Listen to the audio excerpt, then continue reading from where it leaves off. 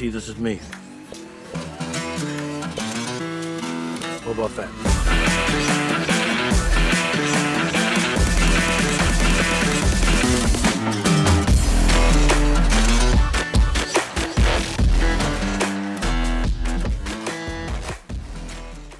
We back. What is up, everybody? It is your boy, it's Con back at it again. And look, this intimacy that we got going on, we need to get like a space heater, you know, like just right under our feet. Like, I don't know why I haven't done this. You know, the idea you had, we're gonna flip the table, and so everyone can see the Mando helmets and everything.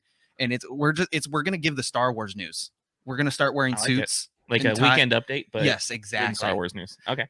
Guys, Jay Breezy as always, and this week, it's guys, Con. We have a special guest with us. We have the Old Republic podcast here with us. Guys, tell the people who you are and where they can find you.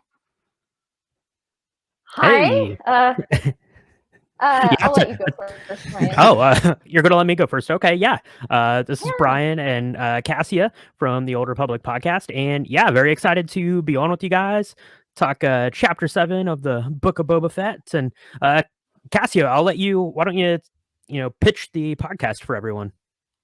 Okay, so we are a podcast that kind of talks about everything Old Republic. We talk about Knights of the Old Republic a lot, and then other Star Wars news. And I'm primarily most active like on the Old Republic podcast on Instagram, and we always have new episodes on Fridays, and it's a pretty fun podcast. It is. Yeah. I enjoy your guys' podcast. I only listen to about 5 Star Wars podcasts, and the main reason for that is, well, okay, I'll preference it. I do listen to more than 5, but there are 5 that I keep on my playlist regularly, and that's because you say it better than I do. Yeah, we try to make sure that we don't overhear something somebody else is saying, and then it gets stuck in your head, and then you're just regurgitating the same opinions, the same thoughts, the same information, and it keeps it fresh for us. Yeah, we try to like if you want to do like theories and stuff, if you bring in other people's theories, then it might change your own, a little bit. But guys, definitely check out the Old Republic podcast for sure. You can find them on Instagram and everywhere you find podcasts. I listen to you guys through Apple, but that is at Old Republic podcast on Instagram.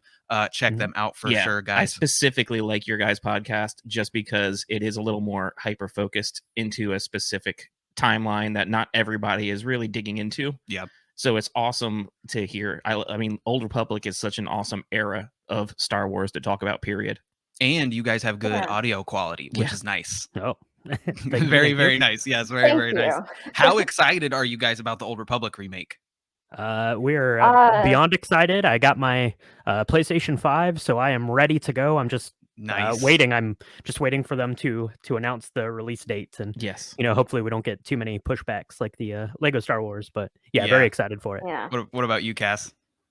I am super pumped, super stoked. Just wanting to find a PS5. Brian kind of beat me to it, but I think it's gonna be amazing. And I mean, it's been something like it's been about like 20 years, so I think it's about time for a remake, and I'm so excited. Yeah. I'm hoping that the PC release is at the same time as PS5. Yeah, me too. Because I'm planning on playing it on PC, so I'm hoping it's not going to be like a year window between the two, because I will probably lose my mind. Yeah, I have it on iPad. Yeah. Okay. And that's like one of my if I'm not playing my Switch, like if I'm traveling, I play Old Republic on my iPad, which has just been really fun because I swear the iPad Pro is stronger than the original Xbox, and so it runs smoother than I remember the original game running. So that's always fun. But guys, as you already know, konkonscantina at all of the regular social medias except for TikTok, of which we have gotten very active on lately. Go follow us on TikTok. Yeah, we're going viral on some stuff. A couple of things. That is Konkonscantina podcast on TikTok. There you can find we have some Book of Boba Fett theories that we've put up there leading into Mandalorian season 3, and also we have some Obi-Wan Kenobi stuff that we are going to be talking about. Guys, let's just elephant in the room. Obi-Wan Kenobi got announced on the 25th of May. It's like a 21-day miss Why not do the May the 4th? Yeah, I don't get that. Go ahead, Cass. I have a theory about that actually. Okay. I think it's to kind of mirror the original Star Wars release date. That tracks. May 25th. Okay. Yep. Yeah. What is it exactly? 45 years later? Is that what it is? 1977. I hate 45, math. yeah. So, Yeah, 45, yeah. 45. Yep. Oh wow. Yeah, May 25th, 1977 is when Star Wars came out. So Kenobi will be coming out on the same day, 45 years later. I didn't even think about that. And I go think ahead. off the top of my head, I think that's the day before Celebration is Yes. intended to start. So Come back to Florida Celebration. If you didn't know, we are getting a Kenobi trailer tomorrow for the Super Bowl. Really? Yes. I So forgot tomorrow's the Super Bowl. Yep, Okay. the trailer agenda, like the scheduled stuff leaked, Mhm. and Kenobi had a spot. Oh Of my course, God. sometimes people Photoshop that. So, Yeah.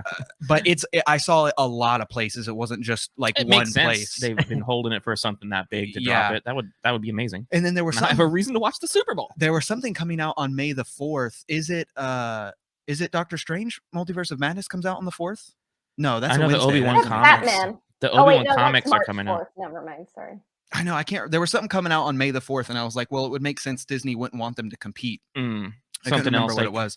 owned by Disney was dropping. Maybe we get Bad Batch season 2 on May the 4th. Oh yeah. Because Bad Batch season 1 dropped on May the 4th. That would be that could be. I don't know that I would think they would run them simultaneously, Yeah. but that's true. That's true. Yeah, because then they might both be Wednesdays. How do you guys feel about it moving to Wednesdays? Because we were Friday forever, and then we get no announcement, and it moves from Friday to Wednesday for Book of Boba Fett. I guess it's fine. But I don't know. It's kind of fun to have stuff drop on Fridays, but I guess look forward to it. I for the agree weekend. with the Friday, and I think that might change when they go back to having a Marvel show. Because right now we don't have a Marvel show. Yeah. And so that might change. But guys, you are. Oh, go ahead, Brian. Oh, I was just gonna say I like the Fridays better because they kind of put that like moratorium on spoilers until Monday. Yes. But Wednesday to Monday is too long. Like things are like out there on Yeah. Twitter and Instagram and stuff like almost immediately. It seemed like people could maybe kind of wait the weekend, but they definitely can't wait for like 5 days to talk about it. It's so hard. We've had 2 people ever that got like really upset with us that like we posted something that was like spoilers, and I'm like, I understand that you can be upset because you got spoiled, but it's like we're a Star Wars podcast. Like we literally have to talk about this stuff, and the sooner you delay, you're putting yourself behind the 8 ball for other creators. Not that it's a competition, but still, like if your content isn't out there, literally people can't listen to it. So it's a weird thing. Guys, housekeeping, of course, we have 4 rec shirts left. That is all we have left on the rec shirts. We still have plenty of Cantina shirts. Guys, please rate this podcast and go rate Old Republic's podcast, guys. It really does help podcasts. If you're listening to a Star Wars podcast and you have rated it, it will then tell people, hey, you were listening to a Star Wars podcast, check out this one. 5 stars is what we seek, of course. And as always, if you write something that makes me and Justin laugh, we will send you a shirt. So write us a review, insult us heavily, make us laugh, and we will send you a shirt, and we very much appreciate it. And so will the Old Republic podcast for leaving them a rating. Anywhere that you listen to the podcast, you can leave a rating. 5 stars, guys. We very much appreciate it. The agenda of this episode is, of course, we'll be talking about Book of Boba Fett, the season finale, episode 7, and then we will be wrapping up this episode with call-ins. And don't forget, next week we will be doing our review of Book of Boba Fett as a whole, which I don't really know how long we're going to make it. I don't think there's, after doing all the individual recaps, I don't think there's going to be a huge amount to really dig into, but it's going to be more. My opinions have shifted back and forth. Mine too. Especially rewatching certain episodes that you either liked or did not like at first. Yeah. They sit different with some rewatches. So I think it's going to be more of like how do you feel about the show instead of looking at each episode individually, but now you got this whole arc. Speaking of how we feel about the show, before we get into the recap, I'm going to start with you, Cass.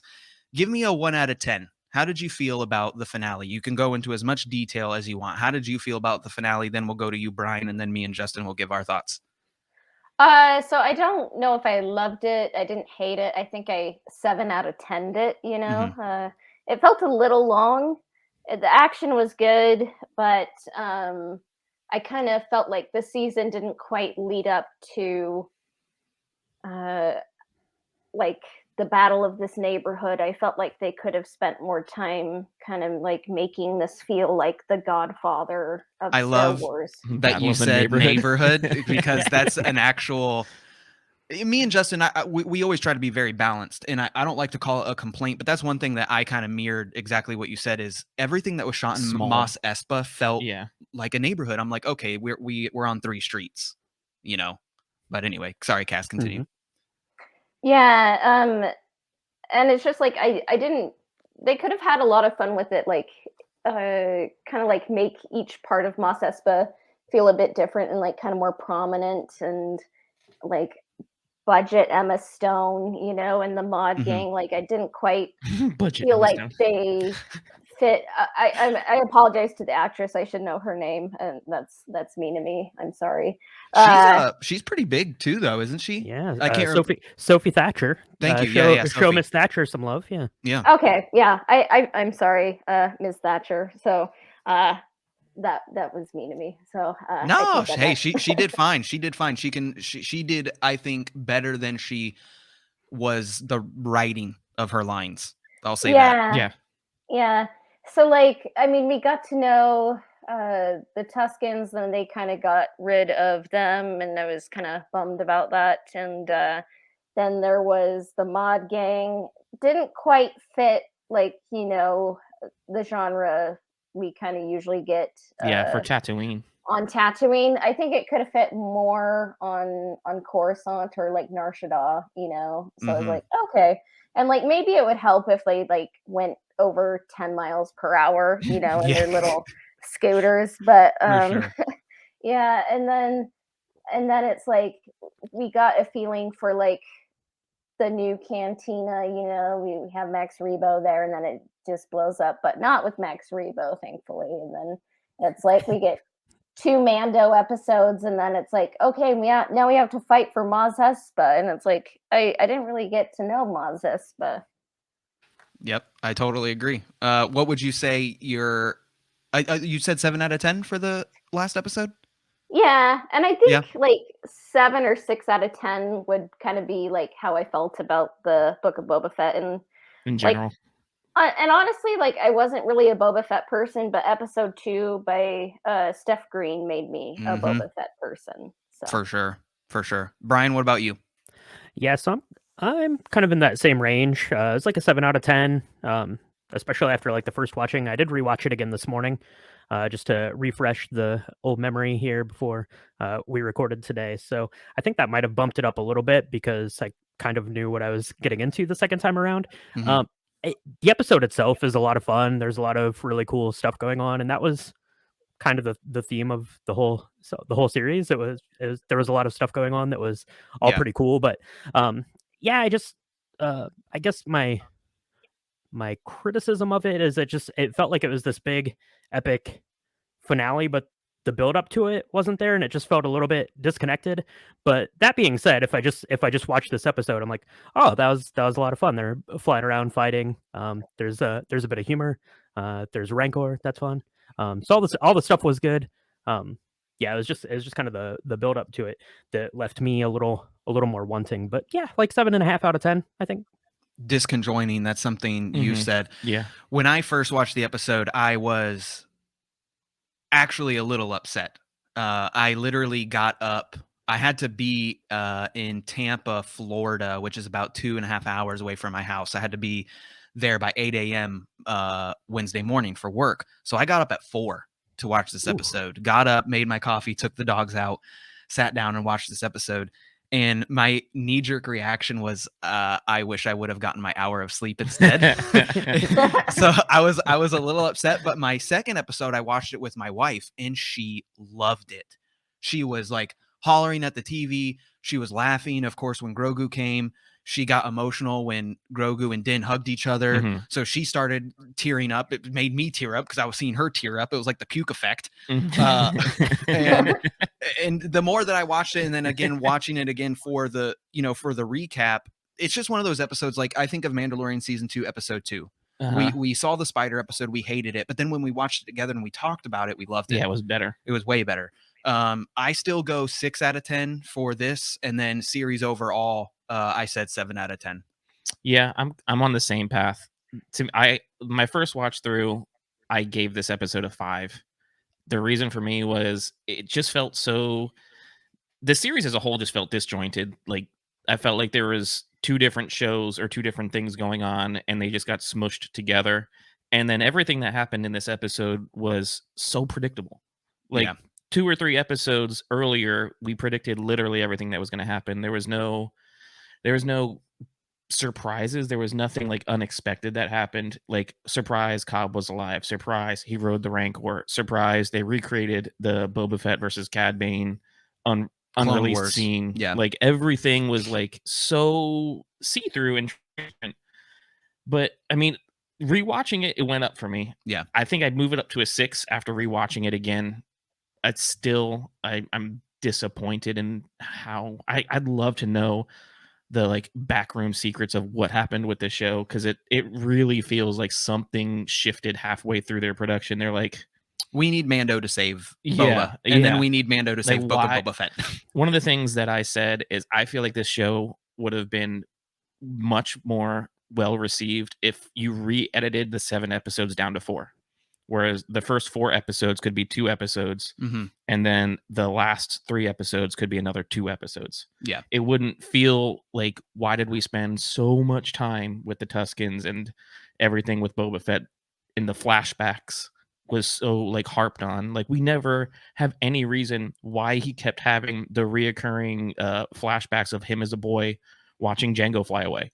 Mhm. They hit that exact scene like 5 or 6 times for no reason. Like we never got a reason why he kept thinking about that. Yeah. Like it's stuff like that. There was just like plot holes in it. Well, guys, before we get into this recap, we are a Cantina podcast. So we're going to go into the Cantina right now.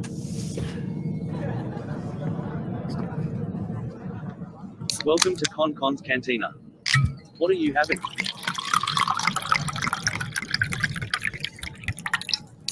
But remember, no droids.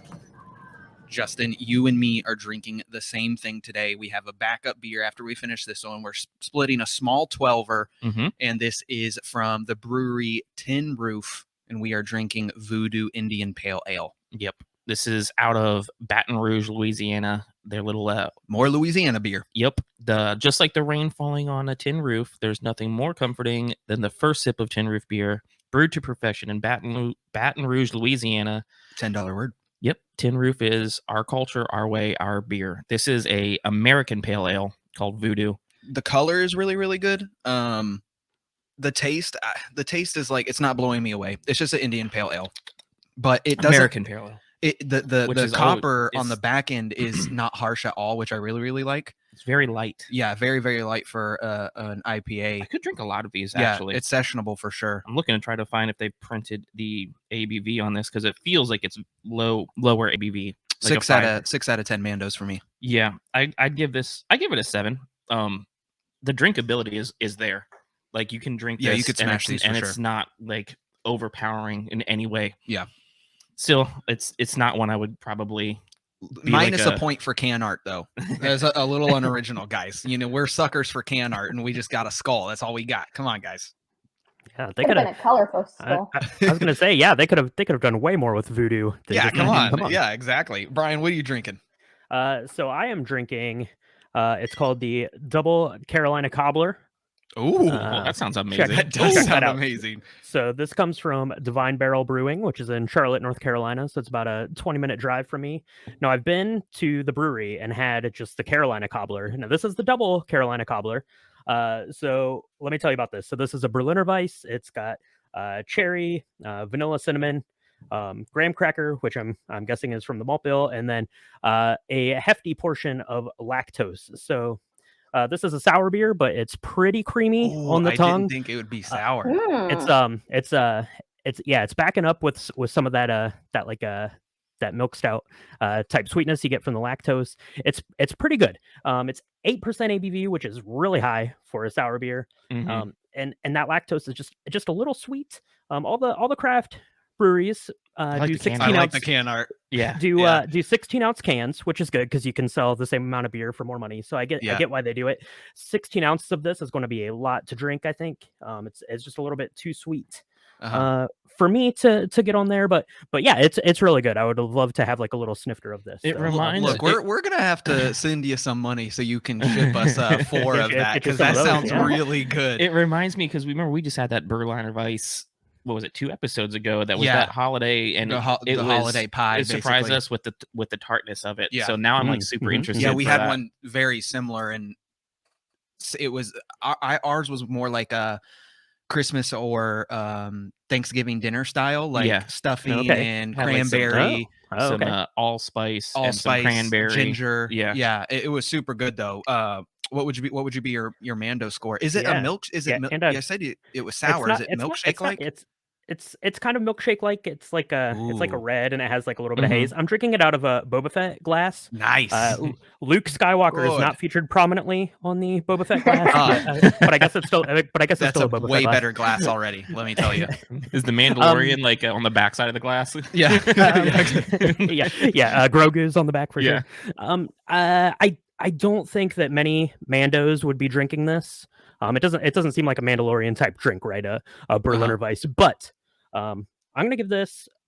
I'm gonna give it an 8 out of 10. But I'm only gonna believe drink you. 10 ounces. I'm only gonna drink 10 ounces of it because Yeah, it's that's a a little bit too lot much. for- But All right. this will be a good one to split for you guys. So you can do Yeah, one exactly. can between the two of you. So. Yeah, exactly. Cass, tell us what you're drinking. Okay, so it's earlier where I am because I'm Totally in fine. an earlier time zone. But Totally fine. I have water. Water, H2O. like 10 for 10 would recommend. Is it tap? What kind of water are we talking here? It's out of a fridge tap, so better okay. than like a Filtered, sink tap. filtered, With nice. ice. Cold water. I like it. Yeah. Like it? And then chocolate milk, the Bobby you know- Boucher would be very happy with your choice. Yes. yeah, so good chocolate milk, maybe like 8 out of 10, and then a vanilla, protein drink. So like I can pretend like I'm cracking something open. I was like, man, There we we got go. everything. We got chocolate. We It's a got vanilla. smorgasbord I of know. Yeah. She's not on camera, but I just see her like water and then chocolate milk and then It's the called vanilla. like sometimes I don't know what I'm gonna hyperfixate on, so I'm like I'll have Yeah. variety. So yeah. Love it. TG Lee, that's my favorite chocolate milk. There's a big TG Oh, Lee no, factory in Florida. What's it? The Gustafsons. The What? One, the Gustaf. It's some long words like the milk that's got like the 2 old people, like husband and wife on the label. I have no idea what you're talking Oh, about. I'm I'd have gonna to go try find a that. picture of Write it. down. So Only the finest gourmet milk. Yeah, for exactly. Cantina. I only buy my milk from Fresh Market. Guys, Yeah. let's get into this episode. Of course, as always, guys, we'll be doing the recap. And Cass, feel free once again, interrupt YouTube, Brian, interrupt anything that you guys have extra to say. Just speak up. We'll shut up. We obviously want to hear from you guys. Let's get into it right away. Finnick, Boba, and Mando and the Modders meet in Garsa's bar as it lays in ruin. Rip. Dude, No, I was hoping like maybe she she like behind the crawls out of counter. the rubble. Dude, that place was destroyed. Like Toasted, gone. Yeah. literally. no Mando Max brings Rebo word. piano though, See, That's right. and we saw no He body. lived. No body, he dead. Or Dude, he people lived, are I mean. literally obsessed with Max being alive. Found the Yeah, milk. he- Oh yeah. There you go. There you go. There you go, Cass. There's the milk. Thank you. Gustafson. I still Oh, can't say the nice, dang nice, word. nice. Gustafson Farm. Now we are of the opinion that Max Rebo might have ordered the hit on the sanctuary. We're not 100% sure. Oh, he's cashing out on the insurance. That's How right. That's right. dare Yeah, they yeah. hire the B band to come in on the Tuesday night? Yeah, exactly. That's his He spot. needs a night off, guys. I mean, come on. That's right. Even the Pikes knew not to mess around with Max Rebo when he was there. So Mando brings word from Freetown. The word is to stop running allspice. Finnick raises concerns. Quote, a lot of money can be made from that orange powder. I thought this was super interesting because Finnick's kind of been like running the show for Boba Yeah. the entire show.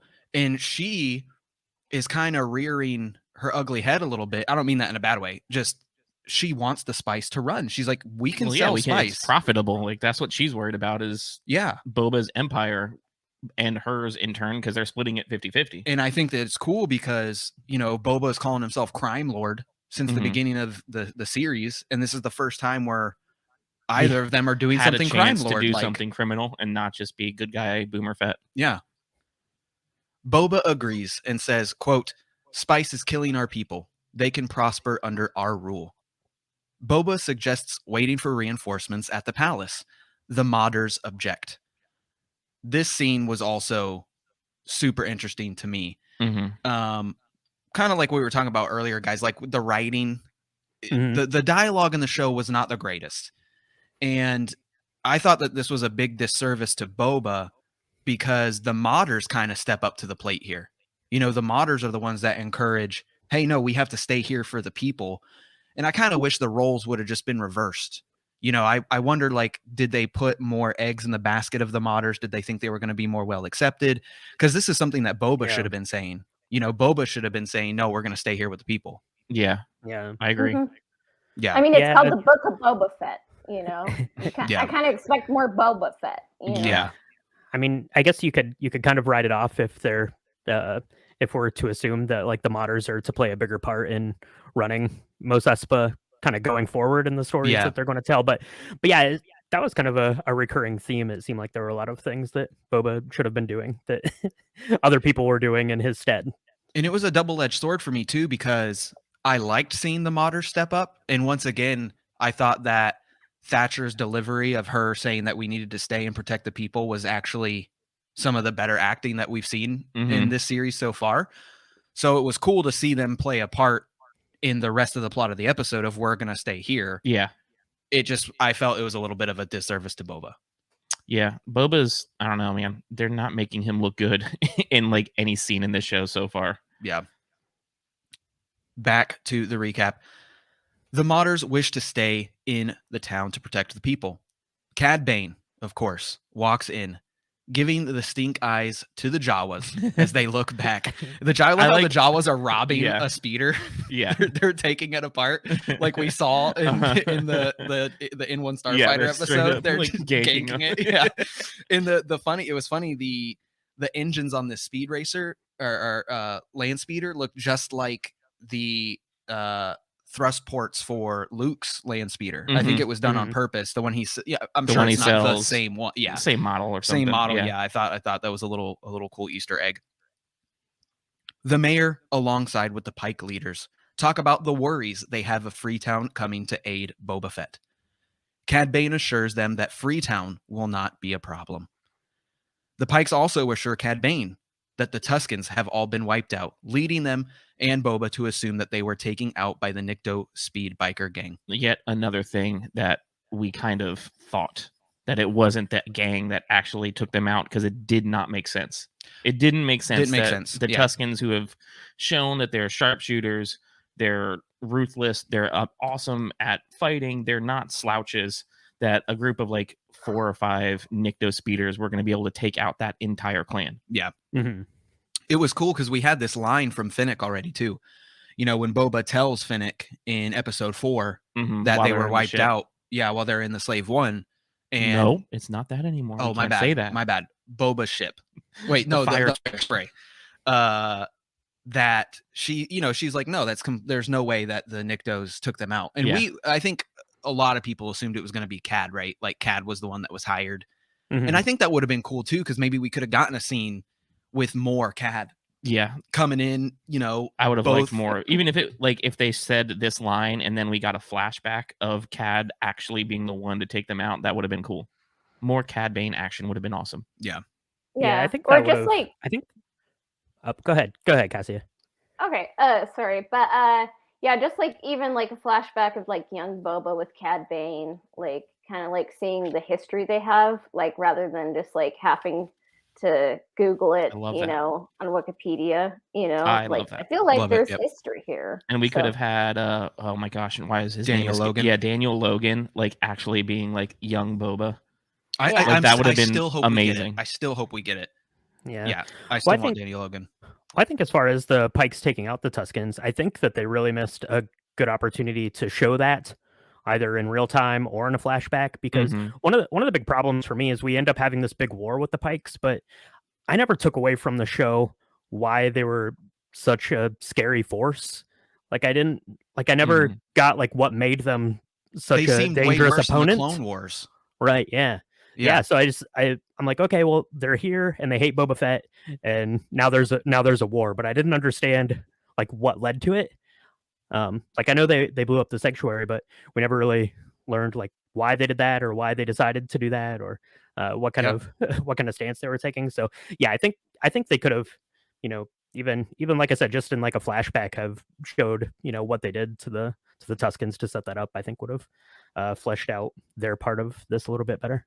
I totally agree. That's something that I didn't even think about. Yeah. To me, it was always their numbers. You know, they come from a whole nother planet. You know, they're one of the big syndicates that's always been named literally from the first Star Wars. Right. You know, the Pikes and the Kessel Mines and all that. And I always, even throughout the show, I had this impression that there were so many more of them than we actually see in the last episode. Like, to me, it's like we had starship after starship after starship Yeah. of Pikes taking over. And then to me, it's like there was like 30 of them. You know, I don't know if anybody else felt that way. And not a complaint. It's just, I'm just saying what I saw. Unfortunately, a lot of stuff in the show just felt small. Yeah. And I think that's just like another victim of that small vibe. Like one planet, small city, small town. Like I said, I compared it for some reason in my head. It reminds me of like Robin Hood. Like you have a sheriff and you have a bad guy that's trying to do good for the people. It felt like you're in one little town and that's it. It's not like a big galaxy feeling like Star Wars normally is. Yeah. Back to go ahead, Cassie. I was gonna say one solution I could see, so the Pikes like had more character and like they weren't just faceless, is you get rid of the Pikes, or at least you incorporate Crimson Dawn and you kind of incorporate like awesome.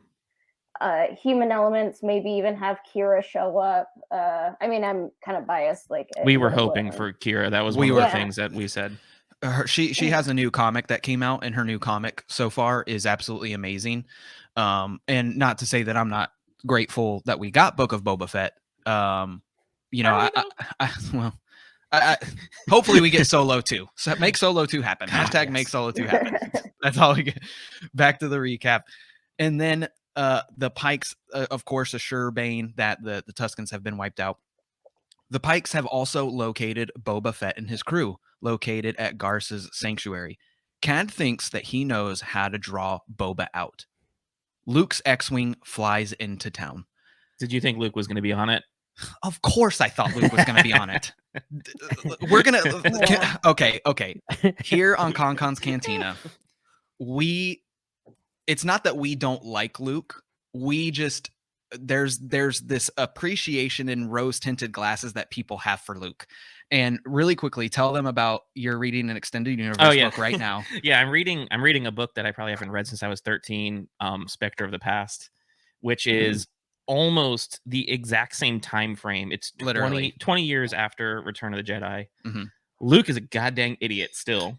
Like he is still like flaunting. Well, he was in like the novels before this, like getting himself into trouble, and how he was training all of the people in the Yavin 4 Academy, like reckless with the Force, unlike almost flaunting their power and doing things like overabundance, like I don't know what the right word is, but he's messing up. Yeah, messing everything up. And Luke, he gets trapped by a few freaking smugglers on a base. Like they are able to build a trap who is supposed to be the most powerful Jedi. And I'm like, and like people like to complain and say that Luke was ruined and this is never how he would act. My guys, this is literally exactly how this is. And our point is I found it so terrible that Luke literally overnight FedEx shipped Grogu. Yeah, like Amazon primed him back. Yeah, literally did not even like no adult supervision necessary. R2's got this. Like he's like, fine, I'll go find another student. I'd be like, hey, I'm just in my astromech with your kid. I'd be like, does your astromech have arms? No, perfectly fine. It was weird. And I still think that this is something we shouldn't have been surprised that that's the choice Grogu made, because we already had clear, definitive answer that Ben was Luke Skywalker's first student. Yeah. So, I mean, we've had this answer. Like, he wasn't going to stay with Luke. He wasn't going to be his first student. We knew it. Like, this was not like a question. Yeah, they took the time to point out the fact that they made a little spot for him in Din's Mhm. ship. So yeah, for Yep. sure he was going to come back. I didn't really expect it to be Luke Skywalker. For when it was flying in, I kind of thought it was going to be Carson Teva. I thought maybe Yep. he was Papa. gonna turn up. But yeah, I'm totally fine leaving Grogu in the care of R2. He's shown over 9 films that he's the most trustworthy person or droid Yep, in the whole 100%. galaxy. So yeah, Him and that's Chopper, fun. bro. He Him and is Chopper. the main antagonist of Star Wars. I just saw a meme and it was one of the big book, small book memes. So it was like big book Star Wars. And then the book got smaller and it said Star Wars if all the bad guys took astromech ports out of their ships. It was just, you were going to say something, Cass? Yeah, I was not Team Luke, you know, when like I know like R2's the best character in Star Wars, but I'm like, wasn't It's true. Grogu like kidnapped a couple weeks ago? And like Luke is like, you know what? I'm offended. I'm not gonna grace you with my presence anymore. Just like Yeah. go on this X-wing. I don't care. Like, and I'm like, Yeah. Tatooine's not safe. Like, this is not the Scandinavia, you know, of He's like 5 years ago, Of the Ben was telling galaxy. me this is a place of scum and villainy. He'll be all right. Just- he's fine. It's like you he know? knows where he sent him. Like Yeah. he lived there. Yeah. It's like, well, see if I care, Grogu. So I'm like, he's not a good dad, you know? Yeah. And yeah. I mean, I think it's like Luke is like, do you know how expensive it is for me to show up? Like, I don't want to like be part of your stupid like battle royale, you know? So Yeah. he's like, Grogu, just I don't care what happens to you. The rejected me." only way that I foresaw Grogu staying with Luke and choosing the lightsaber over his chainmail shirt was just so they could simply shoehorn a scene in to where we think Grogu dies or gets shot Mhm. or something happens to him, and then you peel back his little cloak and then the chainmail was there and it saved his life. The Lord of the Rings mithril scene. Yes. Yeah. So like Mhm. I thought like if for the sake of them just having this scene, like that would be the only reason he would stay. And it wouldn't be a permanent he's staying with Luke, but that was the only thing. And I was not surprised to know that he didn't stay with him. Yeah. Back to the recap. Peli starts freaking out, thinking she is about to be inspected by a new Republic officer. Just as Brian said, could have been Carson, angry Appa Mhm. coming in to hand out some tickets. Grogu, of course, peeks from the cockpit of Red 5, the X-Wing. Peli scurries up the ladder and grabs the little guy.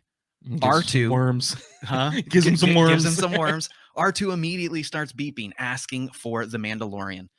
Peli confirms that Mando is off in Mos Espa on a job. Picking up our favorite green little friend, Peli makes the remark about the name Grogu. Quote, "Whoa, that is a terrible name. No way I'm going to call you that." Which I thought that was absolutely That was hilarious. Yeah. Yeah.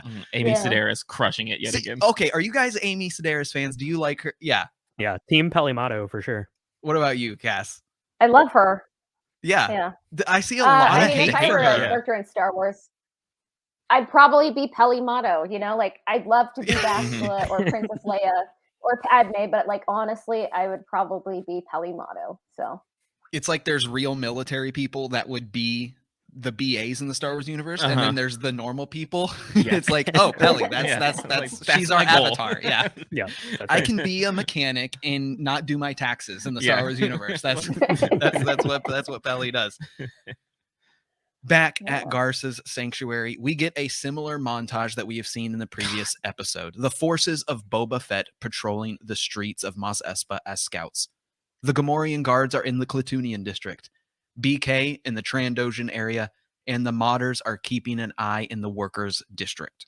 I hated this scene so I hated much. it too. I hated it. I like how they're portraying themselves to be like, we're everywhere. And like, It's like 5 people. like one guy is over here. Yeah.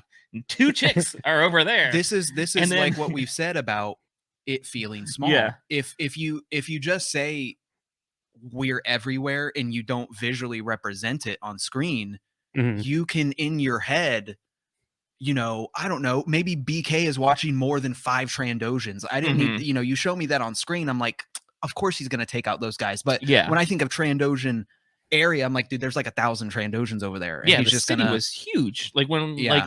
like I think it was like the second or third episode where you got like the layout and you learned who these 3 families are. This city is massive, and like it was just so stupid to me to have like, I don't think any group was larger than 3 people that were supposed to be watching an area, and they happened to all the modders.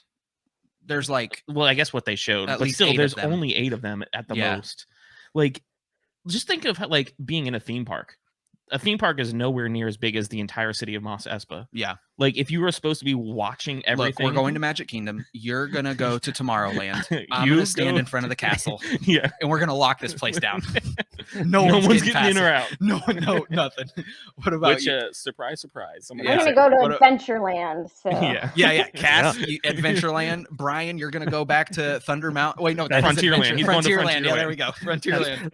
That's right. Well, right now there are 4 of us. So one of us Yes. will go to Magic Kingdom, one of us will Yes. go like to Tomorrowland, and then the other 2 of us will go together somewhere. So we'll Yeah. cover even less Wait, ground. who are the 2 that are going together? Because Oh, spoiler I alerts, don't- they're gonna die. Yeah. Oh yeah. I want to. Oh, I want to go I'm by not gonna myself die. then if I'm Yeah. good. Our Yeah, it's Gamorrean weird. Like guards, they deserved better. it's weird Aw. because all the establishing shots of Mos Mhm. Espa are big and huge and grand, and it looks amazing. Like Mhm. yeah, you have to give that these 7 episodes the For the sure. animation, the Yeah. Oh, yeah. effects I love team. it. The overhead It stuff. was Down beautiful, tucked but in the valley or whatever it is. Yeah. but yeah, and they go and they're setting up in all of these neighborhoods, but they all just look like like they're at just opposite ends of the street. They look exactly the same. They feel exactly the Yeah. same. It's like a movie in Um, the 1950s where they build one set and then they just use that same set from different angles. Right? Yeah. Like, They're kind of doing like the voiceover with it. I think Fennec's doing like the voiceover on it, so it's like they're setting up like the Ocean's 11 like yeah. No, that's perfect. scheme to get in. Yeah. Yeah, I don't know. It was weird. It would have been a really good opportunity to at least be like, here's the Trandoshan Quarter, and it looks completely different. Like the buildings are a different Yes. shade of brown, and all of this stuff. Decorated Everything could have different. looked a little different, just to give it. Dude, some that's a more really good scope, point. But That's a really Yeah. good point. I mean, it's like when you play video games in a city, they adapt it, and like it's like each neighborhood or part of a city kind of feels different. Mhm. Yeah. That would have been fun. Like, Yeah, like you should 'cause I have don't like an Yeah. upper class area, a seedy area, a sale, not a, like a like bazaar type of town center Mhm. area. Like everything just looked identical. Yeah. yeah. Mhm. And then literally 1 second after putting this plan into place, Cad Bane just strolls through. I know. Like Great transition. Great transition into the recap. Cad Bane meets Boba in front of his sanctuary. Boba literally says, no, or Finnick says, nobody can sneak up on us. enter Cad Bane. Boba Fett, someone is here to see you. I thought you said no one could sneak up on us. Cad meets Boba in front of the sanctuary. Why is he here? He is here to negotiate on behalf of the Pike Syndicate. Quote, tell your bosses we know you're outnumbered, Boba Fett. Cad responds, I would not be counting on the people of Freetown. I paid the marshal a visit. Do you think that Cad thinks that he killed Cobb? Yes. I think so. You think so? Yeah. See, I think that Cad is too good to know that just shooting him in the shoulder wasn't enough. Hmm. You know what I'm saying, though? I mean, He's it's too possible. proficient. It's possible, but He says it twice, and there's no reason for him to have left him alive. True. Like if he so I assume that he thought that he'd killed him. Great point again. Cad again says, let's do this right here, right now, as Cad tries to get Boba to engage in a duel. Finnick again to the rescue, to Boba's aid. Boba, you suck. Don't do this. Don't do this. Yeah, you're not going to beat him.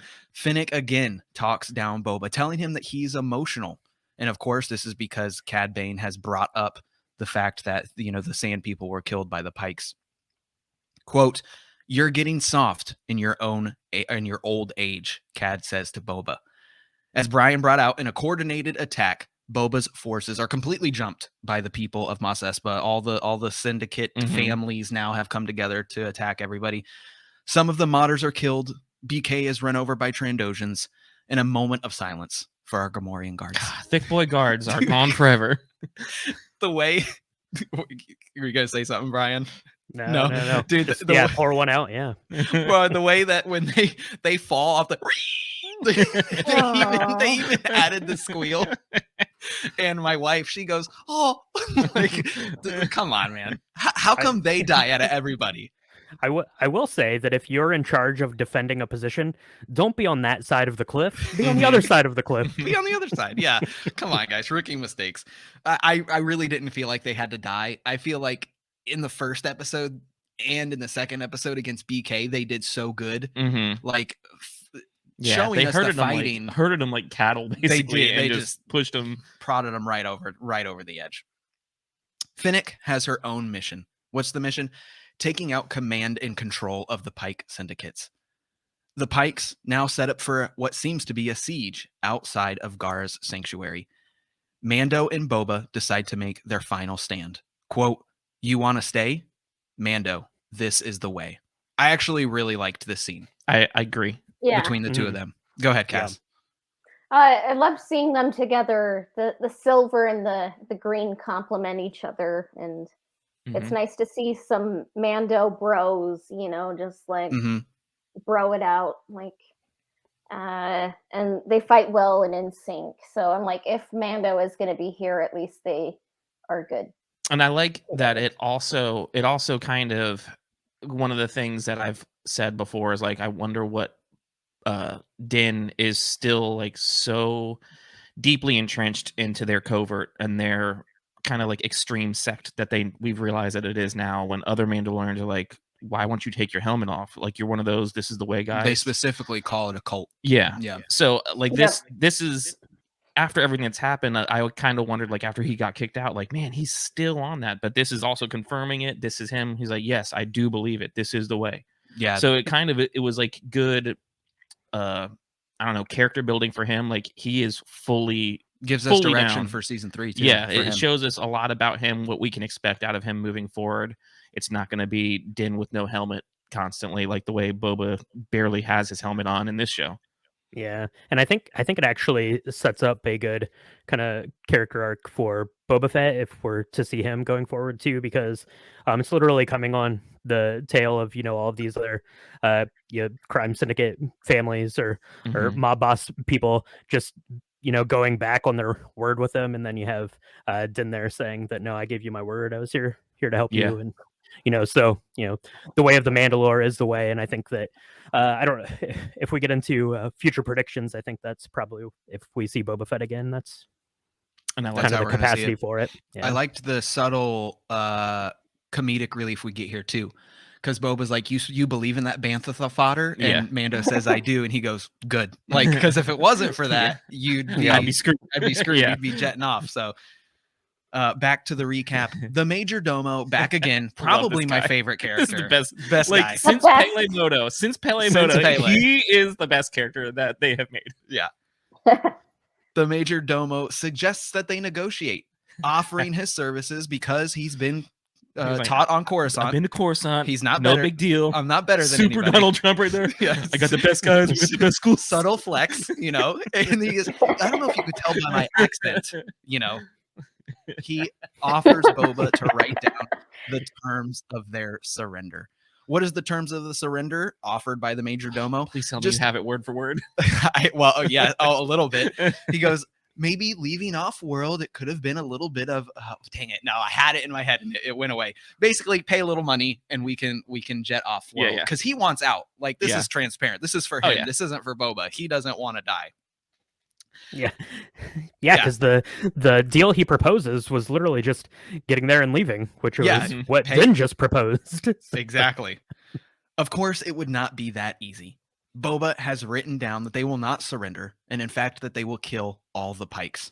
Before the Pikes can kill the Domo. One of the best lines, though, like what did he say? I'm going to paraphrase it, but he basically said the sands of Tatooine will flourish with the flowers of your dead bodies. Yeah. I'm like, finally, Boba did something awesome. It's funny because, like, when I watch that, you see Boba writing on the pad, which I love it when Star Wars community comes together and they recognize what props are.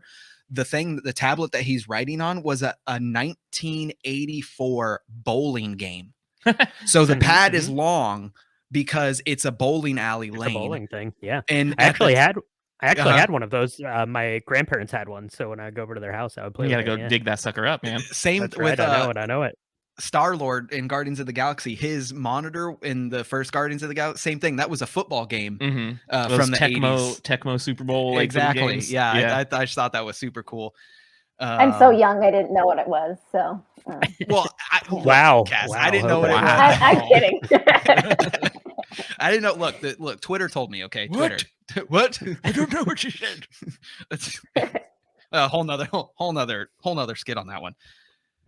Of course, the Domo is not killed because before he can be, Mando and Boba fly out with probably one of the most only impressive displays. Poster-worthy shot of this show that I think we've gotten so far. Boba and Mando fly out, cleaning out the pikes one by one.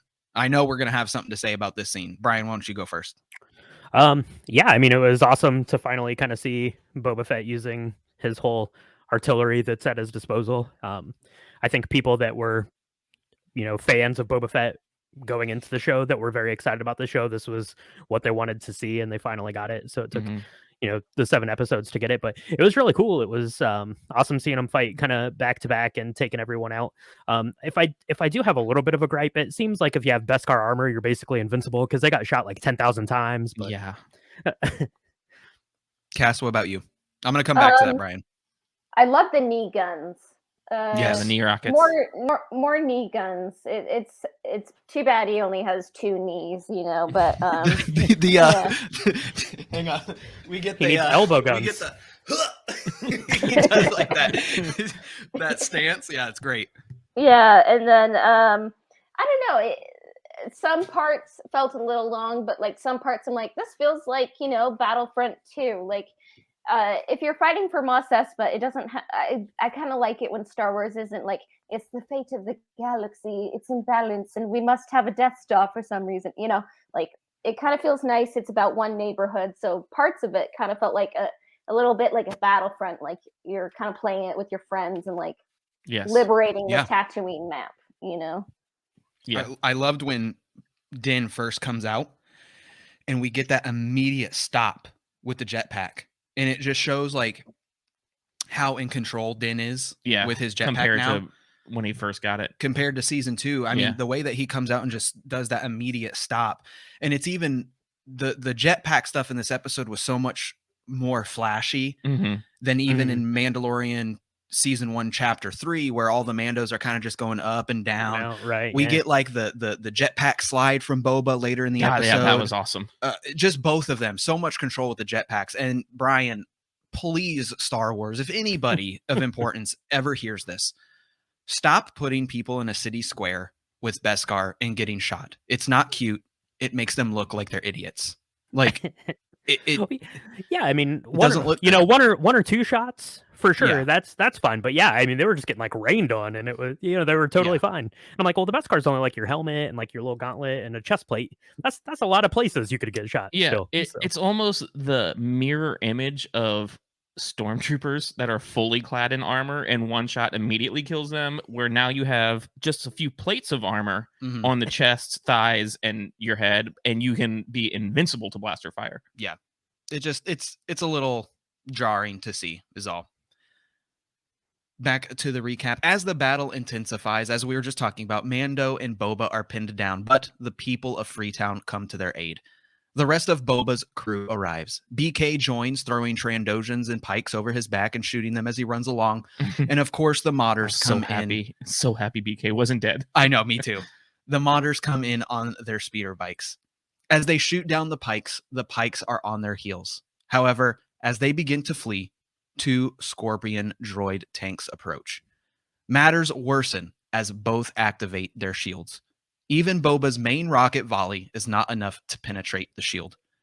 So you need to kind of fill everybody in on those droids that we were talking about the other day. It's really cool. There's so many people that just deep dive into the extras of Star Wars, and these were unused concept arts for Attack of the Clones. The separatist droids that we see with the 2 big wheels that shoot all the rockets, this was their predecessor. So for whatever reason, they decided to go with the ones that the big wheels and they shoot all the rockets. But this was the second choice, probably because we see how slow they are in this episode, and we kind of already have like the little spider walker that shoots the, in Attack of the Clones, like we kind of already got that.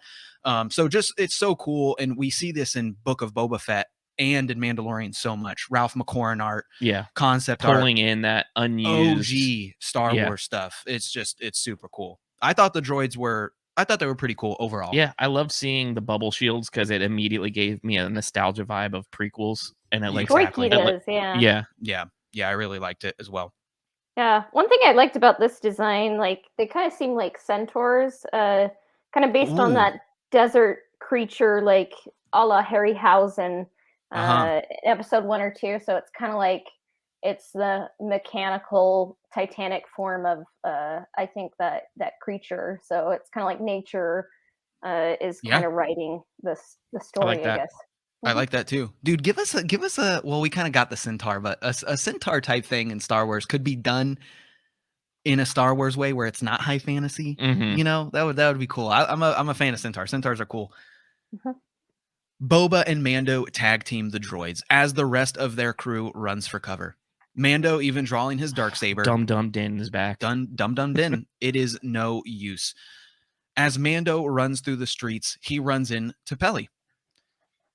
Immediately he jumps on the bed. I love what are those? Oh my gosh, what's the name of like where the like the chariot thing? Yeah, but like like in like Asian countries they're huge, and I can't think. Like a palanquin kind of. Yes, I can't think of what they're actually called. Or when you go rickshaws, to any so rickshaw. Yes, that's exactly what I was looking. You for. go to any sporting event and there's a guy on a bike. He's like, "Hey, I'm gonna bring you to the get to the football game faster." Yeah. Yeah, it's pretty cool. And I liked the droid that was pulling it because I think that was like an actual like physical droid. At least it looked when she threw the wrench at it and it actually hit it. It looked like it was like a legitimate like droid that they built effect, not for digital. it. Yeah. And even if it's not, they've done such a good job with practical and even like making a practical and a CGI, because it used to seem like we'd get one or the other. It would only be practical or it'd only be CGI. And they're blending the two so seamlessly, especially with the Rancor. It's hard to, a lot of the times it can be hard to tell, just like as you're bringing up, Ryan, we don't know if it was practical or CGI. And I do think that it lent more to practical, which helps a lot. Yeah. It always makes it look better for sure. Mando jumps on the back to avoid the blasts from the Scorpion droid. Rushing through the streets, the people of Freetown, along with the modders, take their last stand on the city edge. Back on the cart, Peli reveals to Mando that she has brought Grogu. In probably the most emotional scene in all of Book of Boba Fett, Grogu jumps into the arms of Mando, and of course, we all cry. Yeah. I teared up. I'm not going to lie. I teared up. What are you doing here, little guy? What are you doing here, little guy? Just hugs him. Okay, let me ask you guys this. Do you feel that this fit for Book of Boba Fett, or would you have rather seen them reunite in another series? I don't know. Like, wait, is there another show called The Mandalorian? I don't think so. But okay, like if there is, let's pretend. Yeah. Let's pretend there's a show called The Mandalorian. Okay, like I don't know, like maybe if they reunited in the show that they were, introduced in, like I don't know, because I was like, this is a great emotional moment. Wait, none of these people are Boba Fett, and then I was like, but I did love it. I'm not a heartless person, even though I'm like, this kind of probably doesn't belong here. Like I'm not a heartless person. I love it. And Mando and Grogu, it's so hilarious because the chariot like gets like all blown up, and then like Mando like cradles Grogu, and then like Pelimato just like chokes on her spit in the dirt and like loses a tooth. Spits out a tooth. Yeah, spits her tooth out. the only thing that made me cackle. The only thing that I do like that it happened here is now for the next season of The Mandalorian, we can kind of dig into the story without having to have another 2 episodes of them reuniting. Yeah, of them. So now, because I think that's one of the things that this show suffered from. It was like it was so much setup and not like understanding what it's going to be about.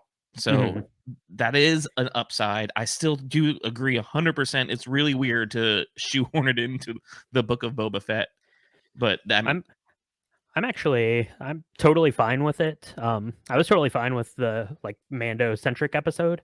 The episode 6 is a different story, but I think it worked. I think it was fine for the story and kind of this universe that they were building. So I was totally fine with him showing back up. And like you said, now that's out of the way. Mhm. I think once they went down that route with episodes 5 and 6, I think that it was pretty much a May given as that it was well. going to happen. Yeah. And I was happy with the way that it did. I'd seen some people saying that, you know, they wish it would have been more like emotional or more drawn out, but I think that was totally fine. Like, because that's more realistic, I think, as to what would happen. Because Din's always going to be in the middle of something when he shows they're back literally up, so. running for their lives. Yeah, for Yeah. sure. As Cassia brought out, back to the recap, blasted off their carts, Mando and Peli make a fighting stand against the Scorpion droid. But we hear footsteps off in the distance, large footsteps. In classic monster movie trope form, claws completely cover the rooftops. Boba, now riding his Rancor, comes to their aid. With a flurry of swipes from the Rancor, we weaken the shield of one of the Scorpion droids. This allows Din to walk through the shield and use his Darksaber. The droid, of course, reacts, knocking Mando off the top and also pushing back the Rancor. Before Mando can be crushed, Grogu uses the Force to disable the droid. The Rancor and Boba finish the job of the first droid. This was a lot in the scene. Mhm. We see the Rancor for the first time, like not the first time, but in action. 10 out of 10 for the Rancor. We knew it was going to happen. We have some listeners that are going to be so happy. Yeah, we have one patron member. It's his favorite movie monster. Loves Rancors.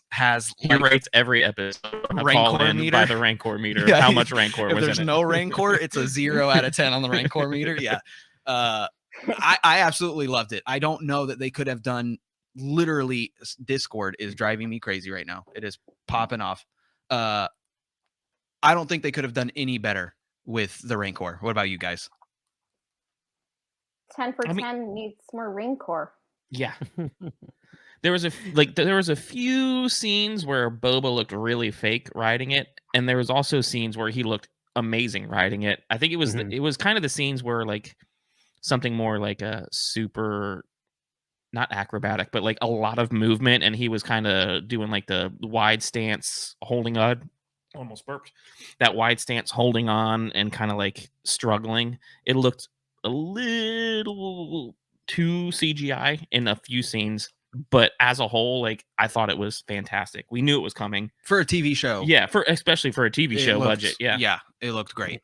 Yeah, I loved you got like his back, like his spine that you could see like over the building, which looked like straight out of like a Godzilla movie, like Yes. like cresting out of the water, so it's coming up over that, and then yeah, it's just basically this big huge like monster fight. I love the Kong and Godzilla Yes. going at it, and I it was was gonna say it was awesome. It looked so great. Yeah. the King Kong scene that's like we get a little bit later where with him climbing the tower. I was like, Yeah. oh, this is so awesome. Recently, I found the interview from the Star Wars show with Dave Filoni. He's been on the Star Wars show multiple times, but the one in particular where he was talking about how he got the job for Clone Wars, and he specifically says that he's such a huge Godzilla fan and huge just movie monster fan in general, with the age of movies that his father grew up in, and that's how he got into movies and animation and all that. And so it was absolutely no surprise, just like what you said. It reminded me of the 1999 Godzilla, where you always see the spine of Godzilla and you never really see anything else. You always see like the tail, like you get enough of the mystery of it before you actually see it. It was just suspense. done. Yeah, it was just done. It was done really, really good. One of the things I didn't really pay attention to the first time I was watching it, but this morning when I watched it, like Peli and Din and all that's going on, and the big droids coming in, and there's just like a fruit vendor out on the street. Is like, what's happening? Like, I might have been hiding inside. That's where I would have been, but it's the are you guys Avatar: The Last Airbender fans? Yes. Love Dude, it. it was the cabbage guy. It was the cabbage guy. It was the cabbage guy sitting right there. If Dave had anything to do with it, it was that right there. Yeah. The rest of Boba's crew is still pinned down on the edge of the city. Again, Boba and his Rancor come to the aid and attack the last Scorpion droid. This was really where we get that monster versus monster feel. The Rancor picks up the Scorpion droid, starts picking him apart. He kind of like really manhandled the first one, but this one seemed to be way more combative. This droid fights back way more than the first one, scratching at the Rancor, stabbing at the Rancor, and shooting the Rancor in the shoulders and in the chest multiple times. Picking up the droid, the Rancor rips off a leg, then rips off a blaster, and finally ends it by ripping it in half. Cue the dramatic entrance, because Cad Bane is finally here. Using his flamethrower, Cad Bane absolutely deters the Rancor and knocks Boba off of his mount. This was a little tough for me. Why's that? Just the flamethrower. I don't know. I didn't feel like it was enough. I don't know. I could be nitpicky. Just, one little and he whoop. I don't know that. I mean, runs but that away. kind I of don't know. works for like actual like wildlife. Like That's fire has got like they have an instincts. I'm gonna to get a bear. avoid fire. I'm gonna get a bear. I'm gonna put you in the garage. All right. I'm gonna give you a can of Rain, the hairspray, Hairspray and a lighter. We're gonna see if it works. What about you guys? Yeah, I mean the Rancor took like some direct shots to the chest. It was taking like the feet, like stabbing into him, and yeah, then the fire. He's like, nope, I'm out of here. Yeah, I'm out. But yeah, I mean, he was beast mode.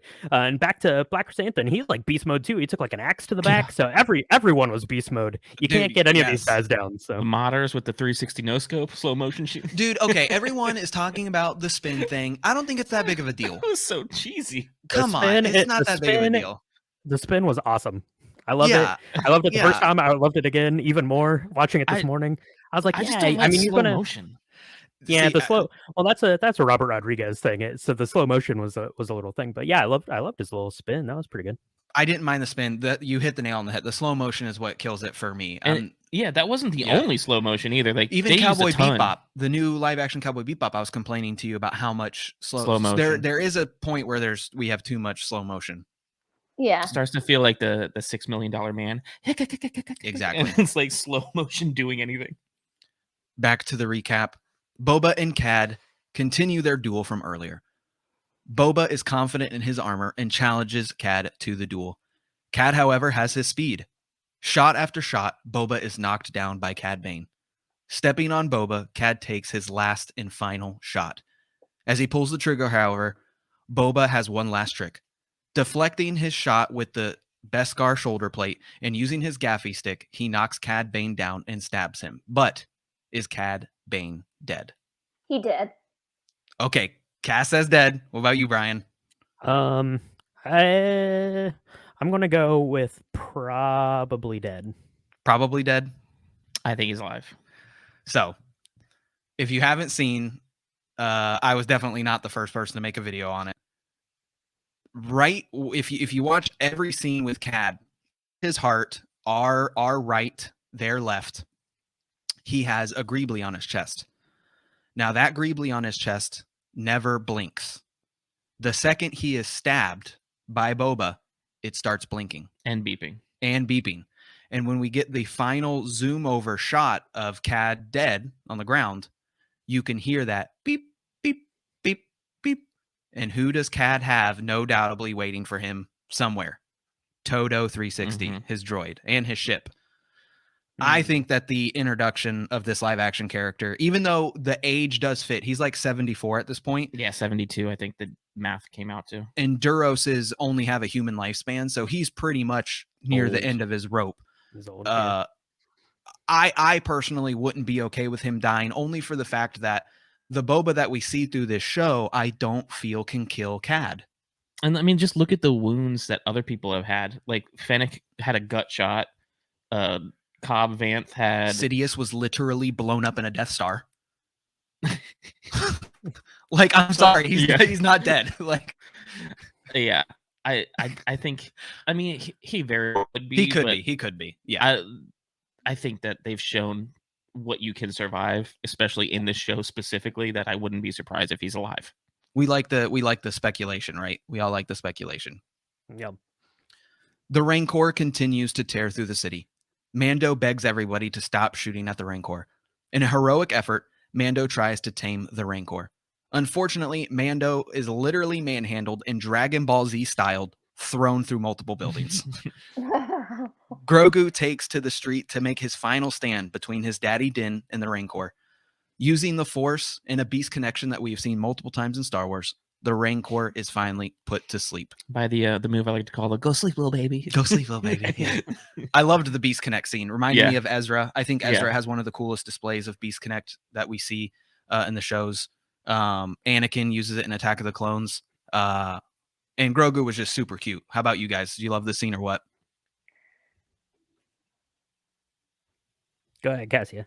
Oh, okay. Yeah, I loved it, seeing Beast Control, which is something we've seen in episode 2 and KOTOR 2. So. Oh yeah, I forgot about that. Yeah, it is in there, isn't it? Dude, that game is so much more expansive than the first one. But I still go to the first one and play that one more than the second one. Yeah, Darth Treya was just to me. Hey, I unlocked her in Galaxy of Heroes though, so you know there's that. Oh, there you go. Yeah, no, I loved the little Grogu bit. First off, though, I want to say, how is every bone in Din's body not broken? He gets like crushed through a building and then thrown off of like a 3-story building, and you know he lays there for a second, but eventually he kind of props himself. Beskar armor. Beskar armor. Yeah, Beskar. But I loved Grogu, you know, putting the Rancor to sleep. I loved seeing the little Grogu puppet and the big like animatronic head of the Rancor when he like reaches out and touches him. That looked amazing. And then I have a little pug dog who does the same thing. So she'll like go to sleep and then like inch her way like into you, like when we're sitting on the couch. So I loved all that stuff. Yeah, it was super cute. Everything with Grogu in this, it's just been unexpected because once again it's Book of Boba Fett. Yeah. And but it was really, really cool. The one thing that I will say is I feel like the first time Grogu using the Force to take out the bolt for the droid took away from the scene a little bit because we got quote 2 of the same things in the same episode. I thought he was gonna like force crush the droid. Yeah, like I really thought that, I didn't expect him just to pull out one little bolt. Yeah, I would have liked to have not seen him use the Force the first time, and then we would have just gotten this one. Yeah. I didn't think he was going to crush him, but I thought he was going to like pick him up off the ground like he did with that the mud horn in the episode of Mandalorian. But and once again, we in Mandalorian season 1, in the final episode when we see the box explode, Din gets absolutely trashed, almost dies. If it wasn't for IG-11, he would have been dead. And then in this episode, like you said, Brian, literally dude's getting thrown through buildings and he kind of just gets back up. It would have been cool if we got another Force healing scene with Grogu. Something. Yeah. A little bit of suspension of disbelief stuff going on there a little bit. But hey, Beskar armor, right? That's all you need. Just as brought out, Grogu uses the Force and puts the Rancor to sleep. Back at Pike Control, Fennec takes out each leader of the family one by one. Super easily. Very easily. This scene was a little difficult for me. We were talking about this before we started recording. Boba should have done this a long time ago. I know and just that stomped everything out before it grew. I know that he sent Fennec on this mission, and that was like her part of the job. So Boba played his part, and she played hers. But once again, I feel like Boba was played a little bit disservice by him not killing them. Because we knew in the flashback scenes that Boba knew where the base for the Pikes was when he was dealing with them when literally he was went and talked part to of the Tuskens. Yeah, it was a little weird. Yeah, Go ahead. Oh, no, and just on that, on her doing that, there was a part when I was watching it the first time because the battle, you've done an excellent job of skimming through this, but the battle goes on and on and on. It feels like it's going forever. You'll see like the mod gang and the Freetown people like pinned down in that building and like nothing's happening, but they're just standing there shooting for like 5 minutes. And I was watching it the first time. I'm like, where is Fennec? What is she doing? Why isn't she back yet? What's going on? So I think they maybe could have checked in with her. I would have liked to have seen her like getting into the building even for like 30 seconds, a minute of her like getting into there and doing that. But yeah, definitely I would have liked to have seen her take like the leader of the Pikes like at least back to Boba Fett, be like, you deal with this guy, he had your tribe gunned down, you know, go and we had the comms, right? This. Like we had the comms in the beginning of the episode. Like you're saying, we could have had like a back and forth of, you know, Fennec, what's your, you know, what are you doing? And, you know, her on that speeder bike. Oh, shout outs to her speeder bike because it actually went fast, by the way. So that was great. I enjoyed all of her stuff. I think, you know, she was also kind of played a little bit of a disservice in this series too. you know, just not enough. not enough of her. Yeah. But she did quite a bit in this episode, which I Yeah. enjoyed seeing. I mean, hope- she was cool. Like I loved how she eliminated them. I loved Mhm. like that part of it. It just kind of felt like well, why didn't you guys do this a while ago? Why did this dawn on me just now? When Boba and Cad are talking the first time out in front of Garza's, Mm-hmm. how in the world did we not get Finnick nodding at Bane because they fought in Bad Batch? Yeah, they fought. We just saw them. In we Bad just Batch. saw that would have been cool. That's just me being hopeful though. Yeah. That would have helped a little bit. Yeah. Finishing up the recap, Mando and Grogu fly off world. Repeatedly, Grogu taps again and again. No. No. No. All right. Last All time. right.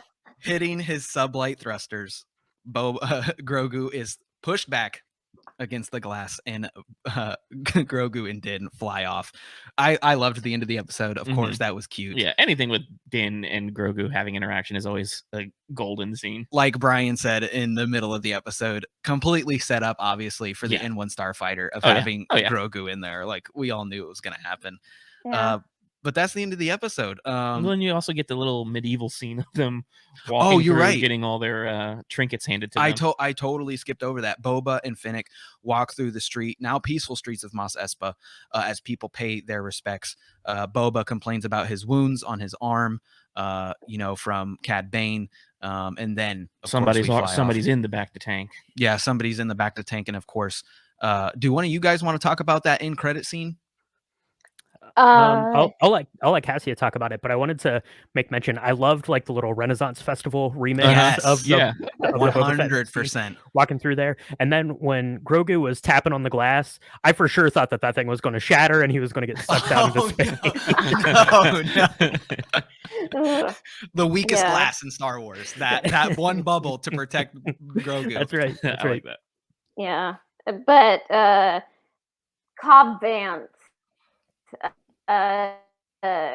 was in the tank. At first I didn't realize who it was because it's like blink and you miss it. I'm like, oh wait, is that Rex? Like blonde hair, like I was kind of like, does Boba have hair now? Like and then it's like, okay, I guess he's getting mods or something. Like I think that was a weird post-credit thing to kind of just add there. I wonder if they shuffled some stuff around. Like it was originally going to be something else. It kind of felt weak, and I did like the Mando and Grogu moment. Like I do kind of wonder if the new Nubian starfighter is a little bit too small to have those intimate moments that they used to have, like like in the old ship. But I kind of wonder if it means like Mando's gonna get a castle or something. Like they only fly when they need to.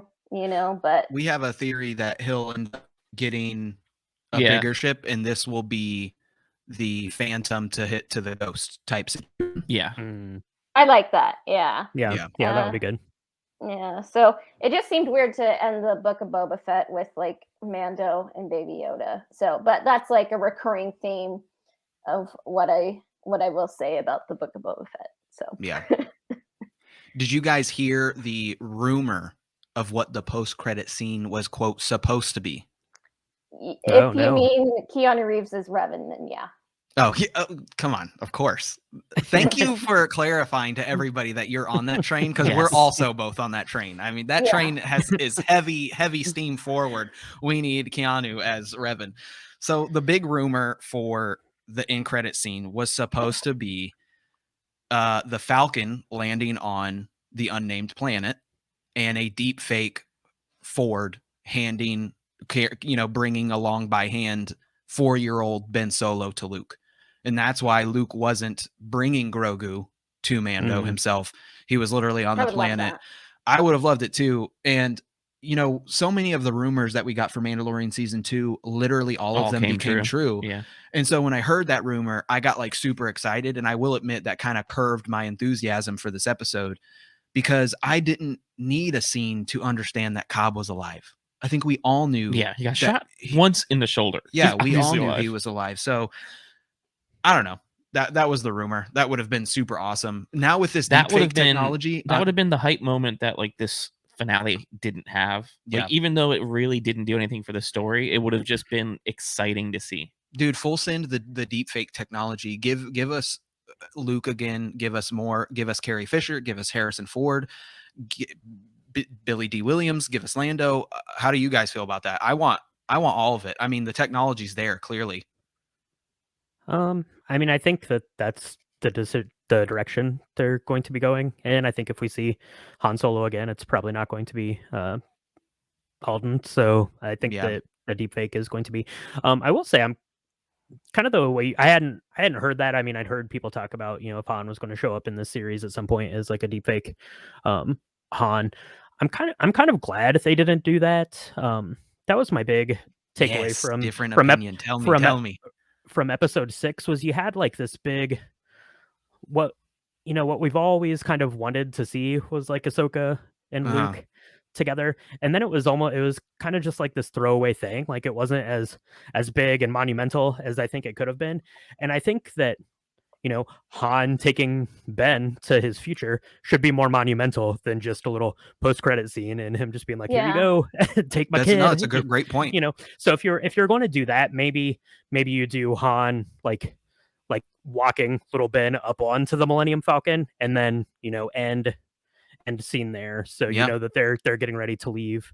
They're on wherever Coruscant or wherever they're at with Leia at that point. So maybe something like that. But yeah, I'm glad that it didn't, because I mean, we have these big monumental story beats, and like I said, it seemed like they just kind of were like, yep, you wanted this, here it is. We don't need to dwell on it. Let's just keep cramming stuff in here. So yeah, no, I can see that. What about you, Cass? I kind of wonder if we're going to get an expanded Ben Solo scene in Mando season 3. It would be cool to see in live action rather than some comic, Mm-hmm. Yeah.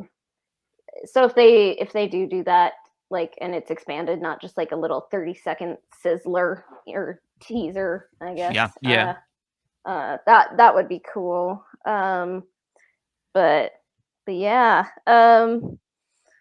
I'm excited. I kind of hope there's a Book of Boba Fett season 2 with more Boba Fett, and like I do like Robert Rodriguez. I loved Alita Battle Angel. I remember seeing that in theaters. It's a good memory. It is. But I just kind of don't think like I'm not gonna like let Filoni and Favreau off the hook, because like it seemed like they kind of were involved with the series, and John wrote the last episode.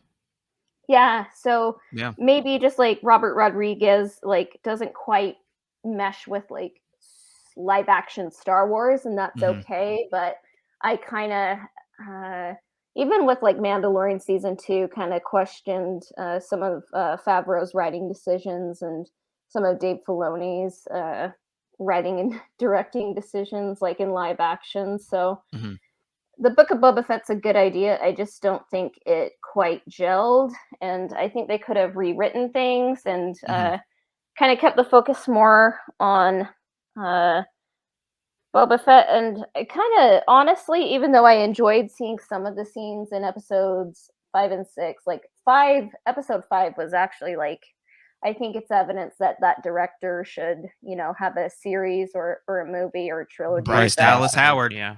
Give her a Star Wars movie immediately. Take Taika Waititi off. Oh, I can't I'm wait saying to see it what right he now. does. I'm saying it I right think now. it's going to be Come on fun. now. Take him off. Give it to her. Taika had some of the best Mandalorian episodes too. But- He did. Yeah, but I think like having Mando show up kind of shows a lack of faith in the story they were telling, and it's like I think we could have had a lot of fun with like developing. Like it didn't have to take place on Tatooine. Like everything takes place on Tatooine. Like the Book of Boba Fett could have traversed the galaxy. It could have been Nar Shaddaa. It could have been the underbelly of Coruscant. It could have been. They could have done the anywhere. 1313 video game. Oh, the 1313. 1313 as a that would have been amazing. It would have been really amazing. And then oh man, that would have been great. Well, guys, Yeah. thank you for joining us for this recap. Of course, before we go into our callers, one more time, Brian and Cass, first of all, thank you for joining Yeah, us on thank this you. It was an episode awesome of episode. Concon's Cantina. Yeah, thanks for Lives having us. are crazy. We've been trying to do this for a while. We got to come on your podcast now. So let's Yeah, of plan an course. episode. Tell the people one more time where they can find you guys.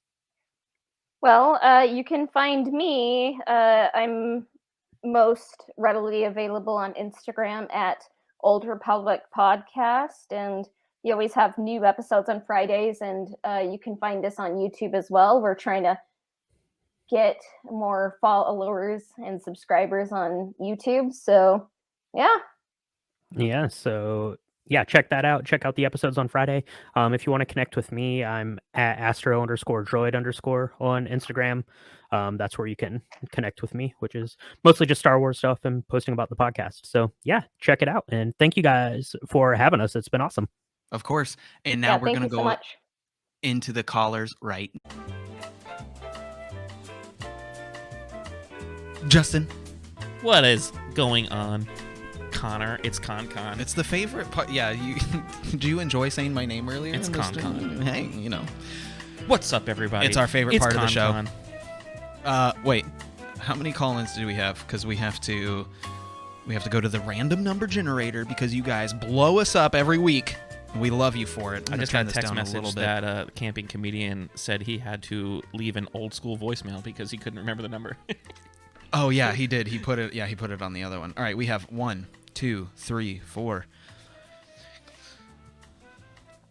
Cha-cha. OGD 114's hitting good right now. All right, we got 10. Oh no, we have 11. Oh. We have 11. Well, This is gonna take a 3-hour episode. Here we rip, go. rip your guys' time listening to this. All right, that's 10 minutes. That's 10. That's 3 minutes apiece. That's 30 minutes without us talking. Yes. 33 minutes with the 11th. Random number generator. Shout out to Old Republic Podcast again for. Oh yeah, we had a being great awesome time guests. with them. Number 10 has won. Let's see who number 10 is. We have 1, 2, 3, 4, 5, 6, 7, 8, 9, 10. Is that Darth Paulo again? Darth Paulo wins again. Well. Look, I can't do anything bad. I gotta be fair, people. Darth Paulo He wins gets again. another beer. I swear. 6 pound, 8 ounce baby Jesus. Bro, our wheel is hype. I don't care what anybody says. Duct tape and all. We just should remove the dares. Yeah, I know. We suck at doing the dares. Cantina t-shirt. Got a shirt. Gosh dang. Don't Darth, spill beer on dude, your new shirt. Darth. I can't make this up. Darth Paulo, we're gonna be sending you a t-shirt. So We already got your address. Yeah, we already got your address. So wait, for the no, we don't have his Oh, address. no, we just PayPal'd or whatever. Yeah, we just PayPal'd him. Well, we're gonna send you a t-shirt. I'll message you on Twitter and get your t-shirt size, and we're gonna get that out to you. And in the regular fashion that we always do, we're Winner's gonna voicemail. Winner's voicemail first. What up, guys? We have just finished off an amazing season. I'm kind of speechless, man. I don't even know what the hell to talk to y'all about because I know I don't have the time. But I mean, I do like that. You know, some of the predictions came true. Boba Fett did come riding in on a Rancor. Yeah, he I did. love that him and Din facing off together was incredible. Okay, shout out to. That was my highlight of the episode, by the way. The Them flying reimagining- together. Oh, the flying. Oh, yeah. Like I That said, was the highlight for me. what I've said. I mean, since the inception of the Mandalorian and its beautiful poster-worthy shots, we hadn't gotten that. Yeah. This was the shot. Like, and it almost made it. This scene made the show for me because as a childhood lover of Boba Fett, I was so disappointed with his like jankiness that they've like old man can't win, can't like lost his mojo. And kind they of. put him in front too. Yeah. Like they put him like, and even I loved the realism, like when he lands and he kind of stumbles a little bit. Uh-huh. Like it was Yeah. awesome. A killer scene. Yeah. Cyber Eye. I don't really know what his name is, but for being the most Drash. Oh, the Oh no, that's her name. Crap, what's his the name? guy that did the 360 no scope. Yeah, the 360 no scope. controversial fucking character in Star Wars with his spin move that has pissed off the internet. Well, I thought it was dope, but it is what it is. I also, man, I just, it was all amazing. I love the people of Freetown coming to fight, especially the bartender who like didn't want to get involved, but at the end of the day, he's like, this planet deserves better. It was really. how did you feel about the acting with them? The Freetowners? Yeah, we pretty much just the chick. What the one that gives takes the cycler rifle and gives it to the mod girl? She was fine. Yeah, she was all right. All right, like nothing. We always talk about stand like out good or bad to me, honestly. background characters. So like, I'd like to see more of her. You know, like she does seem interesting. Yeah, because that's who Cobb went to. So like, she's definitely something special in town. Yeah. The bartender was funny. Like, this planet deserves better. It was really reminiscent of me of The Rise of Skywalker. When it was, that scene that says, it's not a Navy, sir, it's just people. Because they were just people, they were just people wanting to defend their planet, and they didn't care that they were up against the Syndicate. They took the fight to them, and I thought that was badass.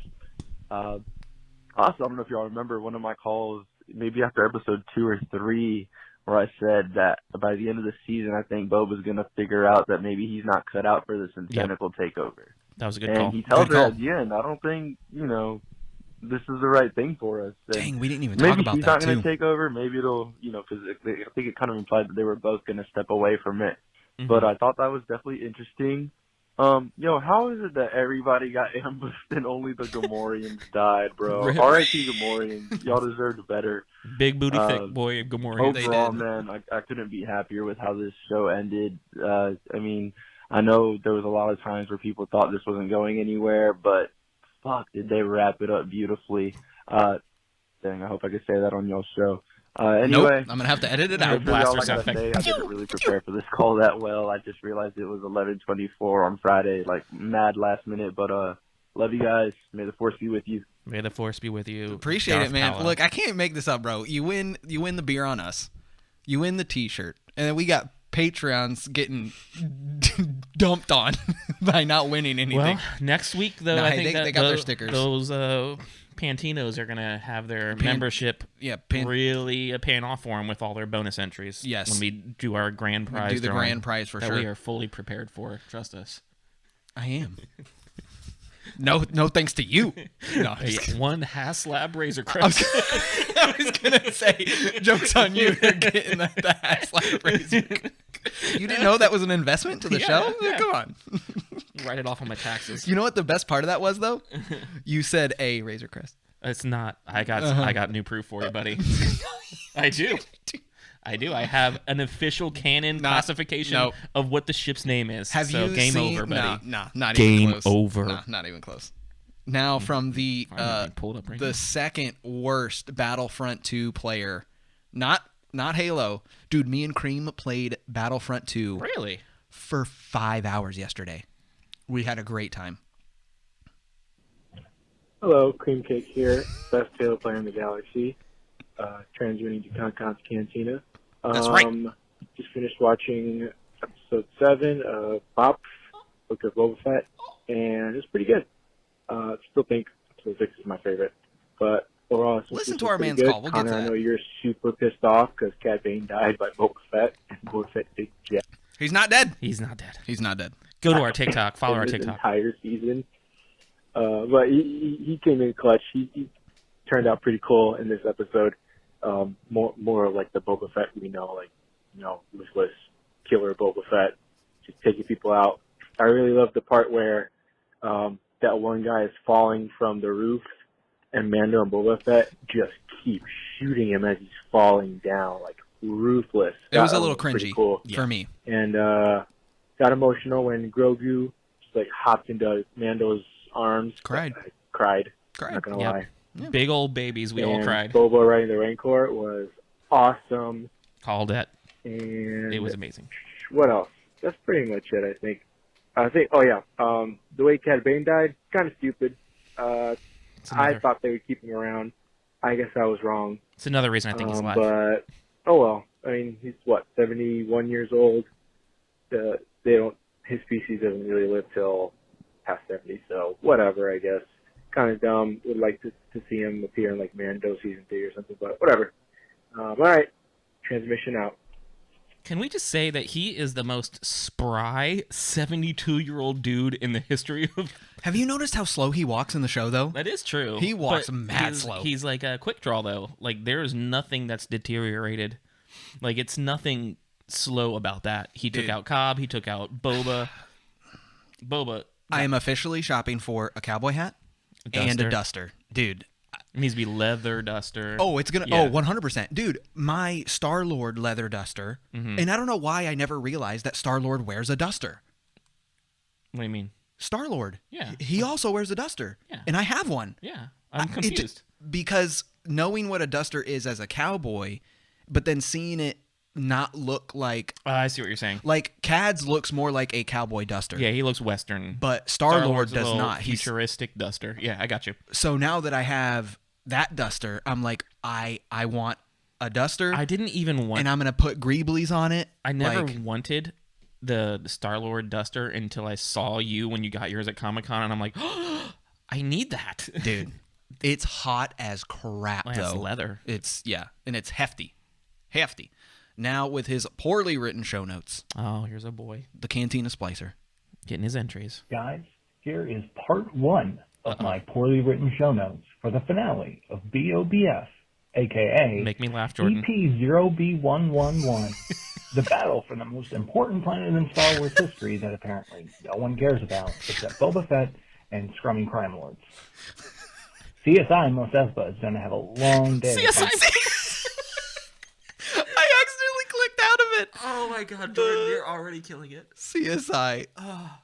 Have a long day finding evidence in that bar. Boba Fett, the leader for the war on drugs. Confirmed, Cad Bane walks faster than a bantha across the Dune Sea. Of course the Pikes killed the Tusken tribe and framed the Swoopbike gang. We all saw that coming, right guys? Guys? Yes. No, in the name of honor? More like in the name of, let's wrap this thing up. I love how not one time have we said the name of this episode. I don't remember what it is. In the name of honor. Oh, that's what it is? We just went through a whole recording and never said the that. name, but it is what it is. Yeah. Grogu chose wisely. That was a quick resolution to a cliffhanger. One more time for the road. It really was. Father! Again, Fennec Shand is the best second-in-command ever. Boba would have died like 20 times in the show without her.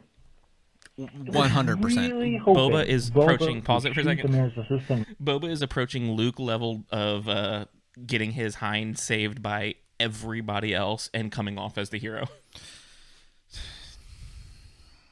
I'm not even a Boba Fett fan. I've said this multiple times. Yes. I love Mandalorians. Boba's not a Mandalorian. No. Not a fan of him. He just got the armor. And they did not... they didn't do the man justice. Anger and frustration. Really? The Gamorrean guards? They've been amazing this show. Why kill them? Maybe the thighs were too much for the galaxy. Bantha tank, then having flashbacks, he would have had more time to prepare for a war he started. Fennec Shand, the most OP character in Star Wars history. All of this while Boba literally does nothing, just as he's done all show. At least no one can say the writing isn't consistent. Din is the Mandalorian we deserve. This is the way. It's true. Boba needs to be a speechwriter. Inspiring stuff. After all that, you say the mayor's assistant? Worst finale ever. At least we get... Hey, thank God Major Domo lived. I hope... Here's a quick prediction. I hope that if we do get a season 2 of Book of Boba Fett, or we just get... It's another place we continually visit, and Boba's just running the show, whatever. Well, we're going back to Tatooine. Please let the Major Domo become the mayor. Oh, okay, yes, because the mayor got killed. Mayor got killed. Let him be the mayor, please. You're missing an opportunity if you don't keep this guy going. Check this out. You know, in Clone Wars, on the edge of the galaxy, we have Obi-Wan Kenobi. Yeah, have him read the crawls for all upcoming Star Wars projects. I love that. I miss that guy. That's what I do too. I miss that guy. I miss that guy. To see Boba and Mando fly around and shoot things. Can't believe we have to wait 7 episodes get him on just the to podcast. finally get this. And the return of the best Boba scene. What's that guy's name? This is the best war to happen in one intersection. Oh, more nightmare fuel. Do you think that the show would have benefited by having the last battle split up between 2 episodes? No, I think the show would have benefited by the first 4 episodes changing, not necessarily this last episode. Okay, that's fair. This time with guns and force fields. Where's the Jedi when you need them? They're fighting these droids like you would fight an old RPG boss. Just hit it with everything until you find its weakness. He's not wrong. BRB for part 2 of MPWSNFBOBF. All right, part 2. Part 2, email or voicemail. Guys, here's part 2 of blah blah blah BOBF blah blah blah. Dodo Brain Din just running, hoping for the best. This sequence is such a mess. This is not the Mando Grogu reunion I wanted. Shoehorned in is an understatement. Okay, Boba you used that phrase twice today. Shoehorned. I don't feel that anything was shoehorned in this entire series. What? Not even a little bit. The Emperor being brought back for no freaking reason when he's clearly dead, when we had another bad guy, that's shoehorned. Everything that happened, I'm not necessarily saying it happened for a good reason, but at least it happened for a reason. Like meeting Din. Din and Boba already had a connection. Meeting Grogu and Luke. Luke took away Grogu. Getting Grogu back. That had to be established. Didn't necessarily mean it had to be in this show. Man. So once again, reason doesn't say it's a good reason. Now, Sidious being brought back, no reason for that. 0. He died. Brought him back for... He died, but at least that's an EU cool reference throwback. I don't know. Hardly. What are you talking give me that. Give me that. I think I've shown this on the Big show. Old bantha lips. I think I showed this on the show. If you're not watching on YouTube, guys, I'm sorry, but this is... Look at them lips. Look at big old bantha lips. This is a original toy. Slowest moving toy. Or early 2000s. These are going for mad money. And my mom and dad, they're watching Book of Boba Fett right now. And my mom's like, hey, I bought you a bantha. How my mom remembers this, I don't know. That's a good mom. She's like, do you still have it? I ran out to the garage with the swiftness and sent her a picture of this beautiful boy. And I love that I'll his give you fur. $350. How much? $350. We'll talk later. No, I'm just kidding. I can't do that. right in the Rancor. Okay, maybe he's not so lame. Then again, the Rancor like did that it most has of real the fur. work. Grogu saves the day because he wanted a part off of a droid. Classic Grogu. True. The second Rancor fight is better, but Boba could be doing something other than just sitting there. Peli should have been the hero and shot the mayor's assistant. Instead, they're now this slapstick duo. Cad Bane, the bounty hunter we deserve.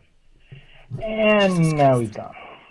And Boba became who we really thought he should have been. Why is Mando always cleaning up Boba's messes?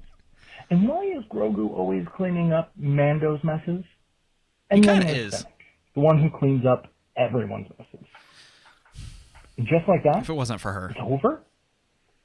A rumor is circulating on the Star Wars message boards that Timothy Oliphant will not be reprising his role as Cad Bane, and after they've done cybernetically...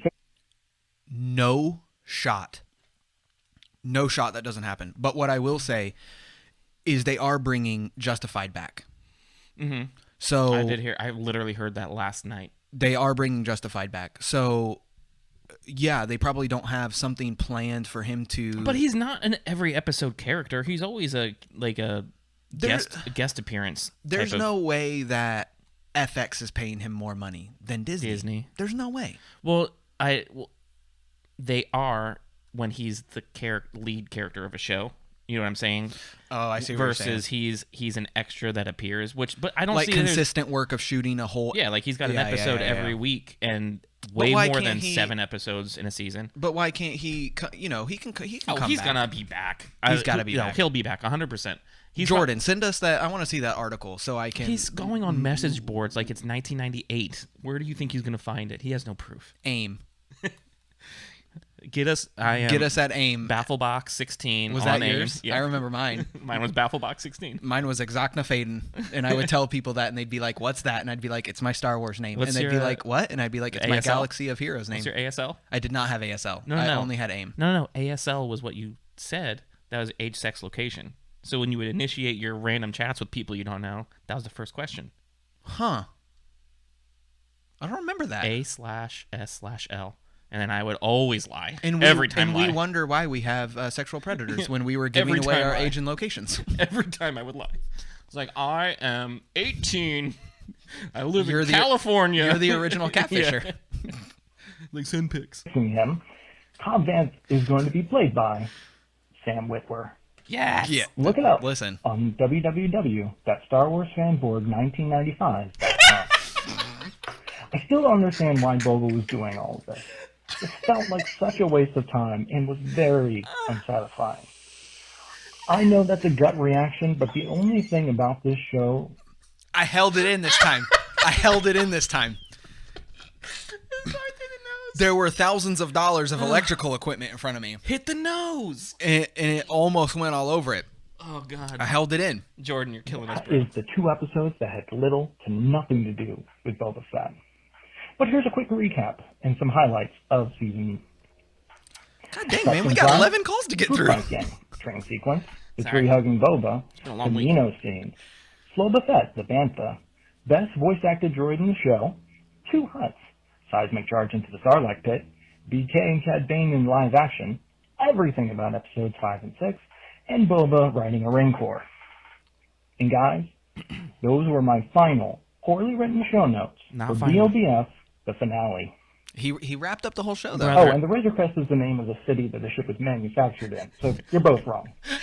Team from the Razor Crest. Team from the Razor Crest. Team City Razor Crest. Can we get jerseys made? I want to have... Jordan, that was too fantastic. That was your best can't- one. It can't be your last one, though. Like, we still have our recap episode. We have our recap episode. Yeah, So, we like, do. Rewrite everything. All right, I'm ready for a 10 out of 10 on the Rancor meter Oh, let's go. from Glenn. Justin, do you need electrical work done? Yeah. I need some quality electric work done. Shout outs to quality electrical contracting from Glenn Osborne. Hey, this is Glenn Osborne, and Here it this week's is. grand finale rates a 10 out of 10, a full 10 out of 10 on the Rancor meter. Feeling the Book of Boba Fett Episode 7 is undeniably the best episode of Disney-era Star Wars. As greatly anticipated, when Boba Fett found himself in a position where blasters were useless and his foes enormous, he rode in on the greatest creature mounts in moving picture history, the Rancor.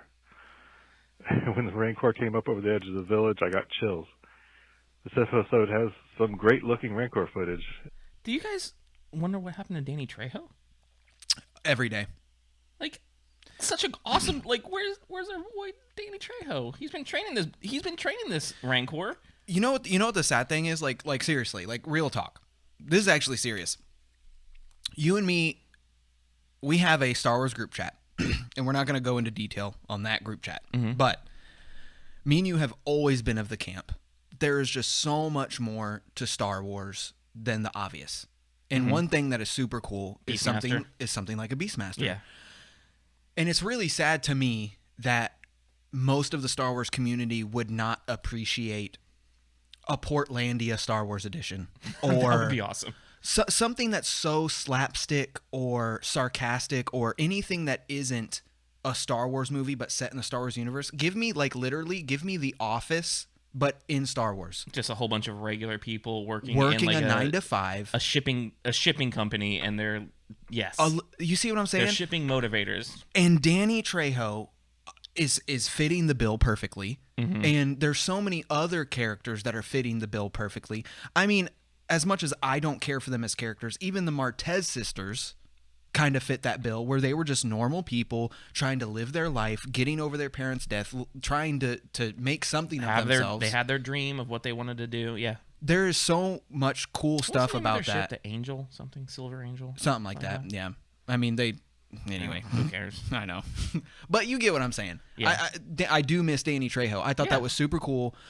I wish he was more than just that few minutes of that one episode. Sweeping declaration. All right, I love these. New episode. Both of us pick 3 people who are not in Star Wars, and we have to say what they are going to be in Star Wars. Ooh, I like that. That's Whole a good- backstory, why they should be in Star Wars. Because Danny Trejo is a big, like, I would say that Liam Neeson was the first kind of like big name to be in Star Wars. Like primarily Star Wars has always been no-name actors that their face comes known from their character in Star Wars. Liam Neeson had a following huge before it. Danny Trejo has a following huge before it. Pedro Pascal, he's had a rise since. He's in a lot of really good things, but he was never a household name. Like Diego Luna was a household name, but not in American cinema. Latin shows, yeah. Latino. Yep. He had a following. Well, I guess what's her name? Natalie Portman was also. She was a bigger name. Yeah. Original, I fell in love with her in The Professional. Don't talk about that on air. That's Well, she's the same age as me, so it was like the same. It was awesome. Well, you didn't lead with that. For all I know, you watched it yesterday. Oh, well, maybe I did. Do you like my sweeping declaration? Yeah, I love it. All I right. love that's an upcoming episode, Yes. like more than a special segment. Like we'll actually, and we'll get some guests. Yeah, and it's everybody. an episode. Yeah, for I sure. love that. I love that. And I noticed that some of the shots clearly Listen, harken if back I didn't to call you a stop-motion sexual footage predator, would we be from doing what episode we do? 6. Go on, don't talk. And I would over love quality to see if any of the effects were practical, but I think they were all CG. But it looked really great. It did. There was practical when Grogu. When Yoda. I just said Yoda. Listen, Baby Yoda. you'd be sleeping. I Yoda. Oh, that's a throwback to season him. 1. Yeah. I Yoda. The Rancor battle with the Scorpionek was awesome, and every time the Scorpionek got his shot in, I cringed, and every time its sharp feet cut into Rancor's belly, I felt it as if it was slicing into my own belly. Did you think the Rancor was going to die? I did. I was so scared every time he got shot or stabbed. I'm like, because he was still a smaller Rancor. Yeah, they said what do they call a calf? They called him a calf. I thought he was going to die. I was super concerned that he was going to die. Yeah, I'm glad he seemingly full King Kong'd it out of here. Yeah. Fortunately, the Rancor skin is almost as blaster-proof as Wookiee skin, so he shrugged off a number of blaster shots. Big blaster shots. And really, I wasn't sure if the meta required for the Rancor to survive, or if he might die as an emotional flame for Boba Fett. So this entire episode, that actually would have been good. Emotional roller coaster for me. So the battles were all glorious, but to get a full 10 out of 10 on the Rancor scale, he had to not only fight a giant enemy, but he also had to eat somebody alive. And yes, pikes were slurped up like a bowl of tasty newts. They were. Yes. We also saw the Rancor using the Scorpionet's own arm as both a shield and a sword. So perhaps later we'll see an armored Rancor with melee weapons. Beskar Is it armored possible Rancor, to dial the undefeatable. Rancor meter up to 11? 11 out of 10. For Princess Leia, the Witches of Dathomir gave their Rancors simple melee weapons, and I think even some armor. So this wouldn't be unprecedented. My greatest fear seemed to be realized when Cad Bane strode up in the middle of town for a showdown. Was he going to shoot Boba Fett's mount out from under him like a Western villain? Fortunately, our boy is mostly fireproof, but he doesn't like fire much, so he left Boba alone to deal with his nemesis.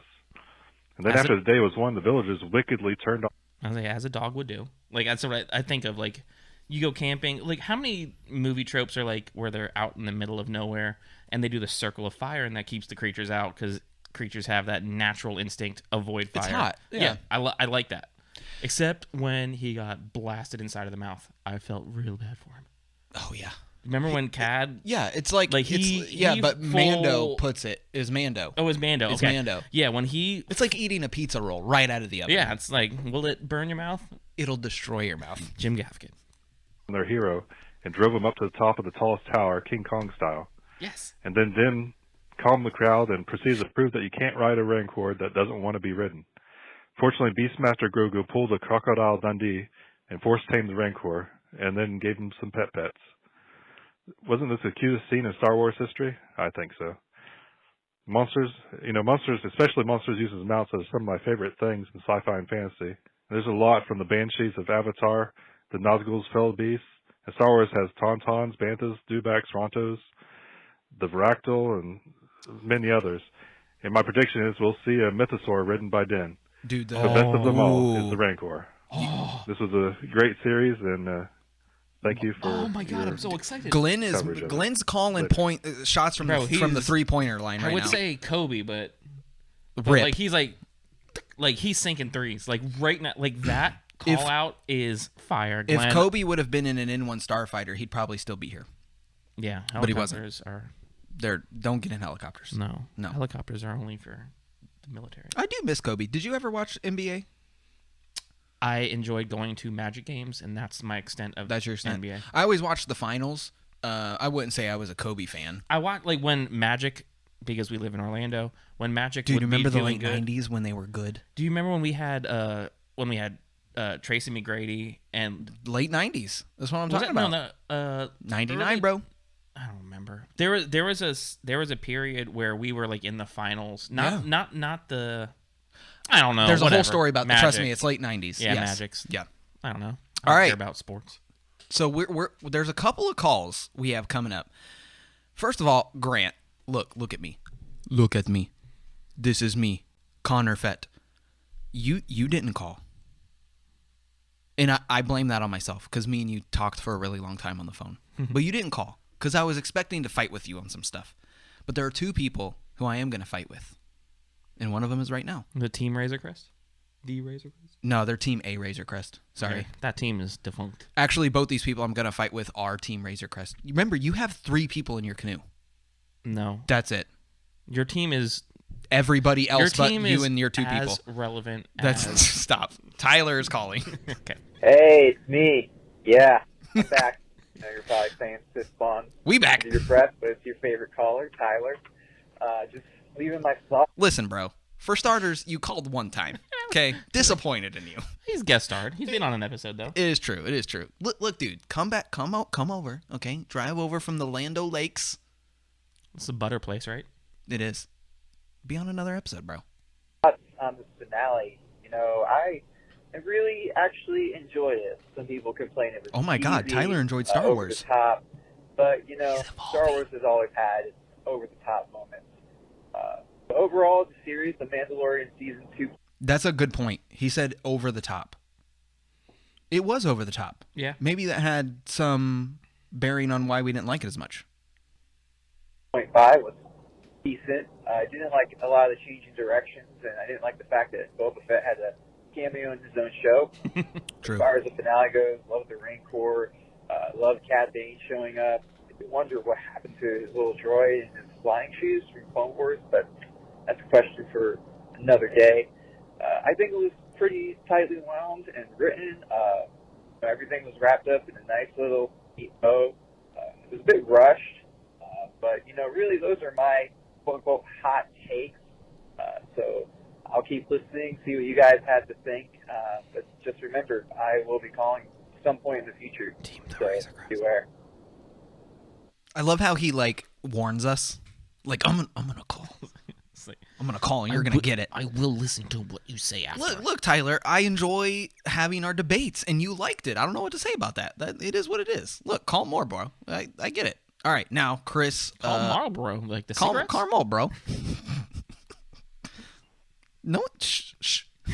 This is Chris from the FOMOcast podcast, Team Duncan. calling in to discuss Oh God, basically, I guess, the overall series, but the last episode in particular. Chris, you are yelling. I enjoyed the series overall. There are some flaws in it, but we all kind of really knew what this was all about. Was kind of surprised that the way it ended, cutscene-wise, was expecting to see Cad Bane in there and not Todd Vance. So that's interesting. I guess we want to assume he'll be leading some sort of new series, or if they do get a second season of Book of Boba Fett, he'll be involved somehow. I do want to say, coming from the podcast world and my podcast in general, I do feel like Shout outs to FOMOcast. If you guys are not subscribed, go over there, subscribe, leave a message, leave a review. Mm-hmm. the spoilerness of this season may have kind of ruined the show for me, as I was trying to hurry up and watch the episode and wasn't able to enjoy it as much. Thank you to Connor for pointing out Easter eggs and small little things I missed. But Heck, Konnor? I do appreciate where the episode went. It is what it is, bro. I do appreciate that things have connected fairly well. And I'm excited for what this does for the Ahsoka series, as well as any other series coming out of this. But here's to the Obi-Wan series, and fingers crossed it exceeds our expectations. I am very disappointed, and you're only calling Konnor out on that. That makes me upset. Look, it doesn't surprise me. It doesn't surprise me at all that, of course, Chris had positive things to say about me and not you. You okay there, buddy? My seat was collapsing underneath me. All right, Benjamin. I have a live call. Oh, wait. Ben, can you hear me? Uh-oh. Oh, it's not working. Dang it. Hang on. Why isn't it working? Technology Ben has failed us yet again. For some reason, the board is not working, unfortunately. So, I know. Wait. Talk? Wait. You can hear me now? It's good enough. Really quick. It's like Verizon. It's like 2009. Verizon. Yeah. What did you think? I know you guys are traveling right now, so you're busy. Just No, I'm not traveling. I'm home. real I quick. told you yesterday. What did you? Oh, you got home from traveling. Where'd you go? No, I had a photo job in Dallas yesterday. Oh, that's what it was. What did you think about the last episode? Don't hold back. I didn't think it was great. How many times did you watch it? Once. Okay, I will say that I didn't enjoy it my first time as well, but second watch, I did enjoy it. More. It bumped up one tick for me. Yeah, it bumped up a tick for watching it more than once. So I will say this. It was just, I didn't care for any of the battle sequences. I was hoping for Battle of Jeddah from Rogue One, some blaster on blaster, maybe a couple of grenades, and instead we got basically the kind of tactics I see from 8-year-olds playing Nerf. Yeah. No, I mean, I can agree. Everybody, let's huddle behind one car, and then when the giant robot with the big guns comes closer, they'll all huddle together and run down the middle of a street. Mm-hmm. And then we'll all hide in a small room with no ceiling that's the size of an apartment in New York City. Jimmy, you go up into the tree and snipe him. How did you feel about the Rancor, though? Well, I mean, the Rancor was awesome, except that they made him climb a tree like it was the ending of King Kong. Yes, very King Kong. That's a Dave Filoni thing, though. That's a Dave Filoni thing, man. I said this in the episode that we're recording now. He's a monster movie. He's a monster movie fiend. Yeah, he's a monster movie fiend. They're trying too hard to try and turn this into a let's throw in an amazing scene, something you've never seen before. But it doesn't make sense because if you're going up against a bunch of droids, he has Slave One now. It's capable of so much, and instead he wants to ride a juvenile Rancor. It was have a slap fest with a bunch of giant droidicas with shields. It was rough because we spent a whole episode getting Slave One, getting the ship back, and then it's not used in the final battle. Mm-hmm. And we pointed this out as well, Ben. Like, he literally knows where the Pikes are operating out of. Like, he since the flashback with the Tuskens. Since like literally episode 2? And to make it work, the tactics were so bad from the bunch of farmers with guns. And I did tell you the ending of this series, their amazing finale, was going to turn into the same plot for the Magnificent Seven. Literally. It did. And that's basically what we had. I mean, it was like the same episode plot of like the Magnificent Seven, or, I mean, it was almost about as serious, but the same plot as like the Three Amigos. You know, you get all the farmers with a bunch of guns, and they we are the Three Amigos. All right, real quick though, tell us what you did like though. There's got to be something. There's got to be something you did like. That the horrible tactics worked is just because the Pikes had even worse tactics. Let's just run in the middle of the street and shoot at them. It's true. Yeah. There's got to be something you did like though. What did you like about the episode? Okay. Ben, right, I mean, it was just. What about the jetpacking? The dual jetpacking scene? Okay, yes, He remembered finally after 7 episodes that he has a jetpack. And knee rockets. And knee rockets. Okay. God dang it, Ben! You're pointing out too much of the obvious. Okay, look, Well, we're trying to be positive here. Yeah, I just think they could have worked more side by side. The only time they work side by side is when Mando and Boba stood in the middle of the street to become blaster magnets. That was bad. That was bad. I hated that. Completely ran apart and like, I'll do the Rancor while you do this, and then 5 minutes later, the Rancor that was helping them, they're all shooting the Rancor because they don't need him anymore. It didn't make any sense. Yeah, it was rough. Well, we do have some other calls to get to. I know that you were busy. I wanted to call. I know you had some 2 cents to throw in there. Wanted you to be able to give them. I didn't have any advance warning, so I'm sorry I wasn't a little bit more eloquent. No, it was perfect. It was perfect. Your other calls already proved. You were just calling because Justin wanted to admit he was wrong about. I'm not. I have factual proof. Thank you. Thank you, Ben. That's a great place for us to leave off. He says he has proof about Wikipedia, except people can edit Wikipedia, so it doesn't it's from count. Star Wars fandom. No, it's Wikipedia. You already pulled it up. I saw it. There's so many articles. We love Justin. I know he's there to show that you're without a doubt an equal opportunity podcast. I love Ben so much. All right, man. Thank you. I know you depend on him so much, especially on your taxes. So you gotta get those rebates. You gotta listen. It's almost April. I know you're claiming him as a dependent, so he's always there for you. Ben, thank you. We will we'll hit you up later. All right, buddy. It's hurtful. All right. All right, later. Look, Ben with the zingers. He's good. He's got the zingers. All right, next we have the patron. Dare we say head patron? John Kuhn? I feel like I'm the head patron. What do you mean you're the head patron? I've had a Patreon subscription and I'm on the podcast. John. Oh, that's my bad. Plug in. Yep. Mr. Coons. There we go.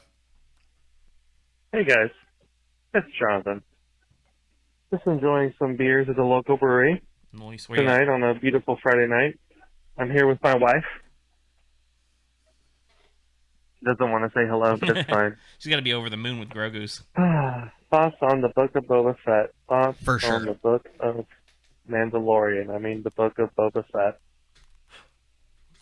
You know what I will do instead of getting into my true thoughts, I'm just going to say that the Rancor was cool, and I'm glad Grogu learned from master babysitter Jedi Luke that it's really all he is, and saying that he's good at babysitting is also a stretch. From the droid, that it will all come falling down. I'm so glad he learned that from the 2 weeks he was with Master Babysitter Luke.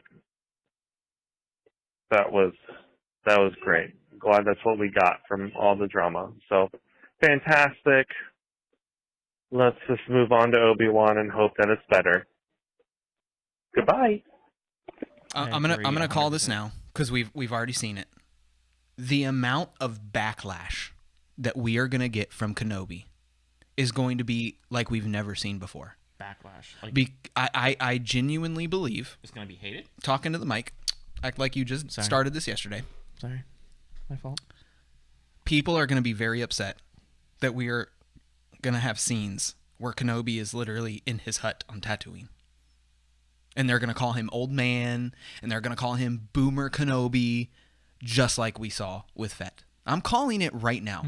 We've already seen people complaining about Book of Boba Fett, or about Kenobi. There's not even a trailer. But a Jedi can be chill and old man and not like... So you're saying the rules of chill do not apply to Boba as much as a Jedi? I'm just thinking of like Yoda and Dagobah, that like it wasn't off-putting because he was like in peaceful and serenity, versus Boba Fett, who's trying to portray himself as a amazing crime boss, ruthless guy, but just keeps getting beaten up. If Obi-Wan keeps getting wrecked and just keeps like, I forget how to use the Force, like type of things, I think that will be. I don't think we see that, but I think that we will. It's like Boba forgot how to be Boba. One thing that This is a tangent. Yeah. This is already long. We'll get back to this. We have our Kenobi cast episode. If you haven't watched it, go back, watch, search Cantina Kenobi cast, and we talk about it. And we'll revisit that because it's coming back. All right, now the second person that I think I might have to argue with, our boy Magistrate. Now I told him, I texted him. I said, hey, don't hold back because I know you're gonna have a lot to say when you call in. Mm-hmm. Here we go. We got a two-parter. What up, Cantina crew? It's Magistrate. Konnor told me to not hold back on my hot takes, so I plan on not holding back. Overall, I liked it. I liked the finale. I give it 1 thumb up. The other thumb is, well, I will keep this PG. I cut my other thumb off with my Darksaber. It wasn't an accident. I have always liked Boba Fett as a character. Kid Boba Fett was awesome in Attack of the Clones. It's true. And then they expanded his character arc in Clone Wars. Thought he had a great character arc overall. You almost feel bad for him because this is, the hand that he's been dealt in his life. And it's kind of been set up for him. And that's why I love where the show was going. This rebirth, if you will, born-again Christian from the Sarlacc. I just don't understand what happened with the show as a whole. It just seemed like a complete mess. I felt like we both agree that the show something definitely happened. Seemed in like a mess in the back rooms of something where it felt like after episode 4, like they went a complete hard right turn. Yeah. With episode 5 and 6, I felt like something bigger was going to be set up, built up. Luke training Grogu, Ahsoka meeting Luke. The implications there are huge. Giving him advice in the Jedi Order of the past, how to avoid the mistakes in the future, and then of course Grogu being a part of all that, and then just having the character arc progression for Luke and of course Mando and Boba could be a part of that too. Boba maybe finally healing his internal scars that was even mentioned on screen. I think Fennec was like, well, what about the internal scars, and his issues with Mace Windu and the Jedi Order as a whole. This is a great part to pause at. We've talked about this at length in our other Star Wars chat, which is, and you brought this up during this episode, basically the Mace Windu stuff seems to be all for nothing because we kept going back to Kamino and nothing came of it. Right. But you and me are on the opposite camp that we don't feel that the Luke scenes were quote unquote for nothing. I do think that it was necessary. I just not necessarily meant for Book of Boba Fett. Yeah. We had to find out what happened with Grogu. Yeah. We saw him leave. So and I'm okay with it if it's eliminating time spent in the upcoming series. If it eliminates like episodes wasted on both Ahsoka and season 3 of Mandalorian, that now we can just like, well, here's what happened, and we can jump off into their stories without having setup episodes. For how short these are, I don't want setup episodes. If this Book of Boba Fett was kind of, like we've said before, an interlude to like the next little stints of story, and now we were able to get the filler, not filler, but like the direction going for each character of where they're going to be, what they're going to be doing, and then they can dig into the actual character building and story. I'm all for it. Yeah. And then, having it all kind of come together at the end in the finale with him fighting side by side with Luke, and then, of course, having Grogu and Mando witness all this. I thought that would just be incredible. But alas, that's not what we got. Luke straight up mails Grogu back. Astromech Express Delivery. We don't even see Luke. Luke doesn't even bother to personally make sure Grogu arrives safely on Tatooine at Mos Eisley. CGI budget was spent on the Rancor. You'll never find a more wretched hive of scum and villainy, but it's okay. Grogu will take care of himself. Completely heartless, man. I guess they ran out of deepfake CGI budget or something. I just don't know, man. We're all on the same page. Why on earth wouldn't they set up traps or dig in, so to speak, and prepare for a siege at that burnt-out bar? Or they had Slave 1. Am I allowed to use that name here? the N1 starfighter, either the Slave 1 or the N1 starfighter could provide air support. Shoot, we saw an N1 completely obliterate a destroyer droid with shields on Naboo while Anakin was taken off in Phantom Menace. One shot, done.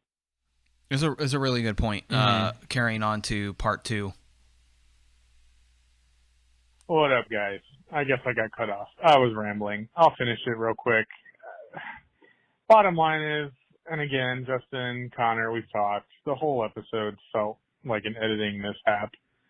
The show, actually, not just the episode. The whole arc, 7-episode arc, felt like an editing mishap. I don't know. The whole point of it was to make sure Grogu's back with Mando before season 3 of Mandalorian starts. That's how I feel. Anyway, it also manages to come... I don't know. Obviously, we had some great moments in Mandalorian season 1 and 2, but the whole story arc of Mando missing Grogu, taking him to the Tython to call out to the Jedi, and ultimately the Dark Troopers getting him, then having them getting, obviously trying to save him from Moff Gideon. The whole thing was ultimately pointless. I mean, after this, it's the emotional weight, the drama, the longing looks and goodbyes, and Mando taking off his helmet and saying goodbye. It's just ultimately pointless now. But hey, maybe I'll go buy a,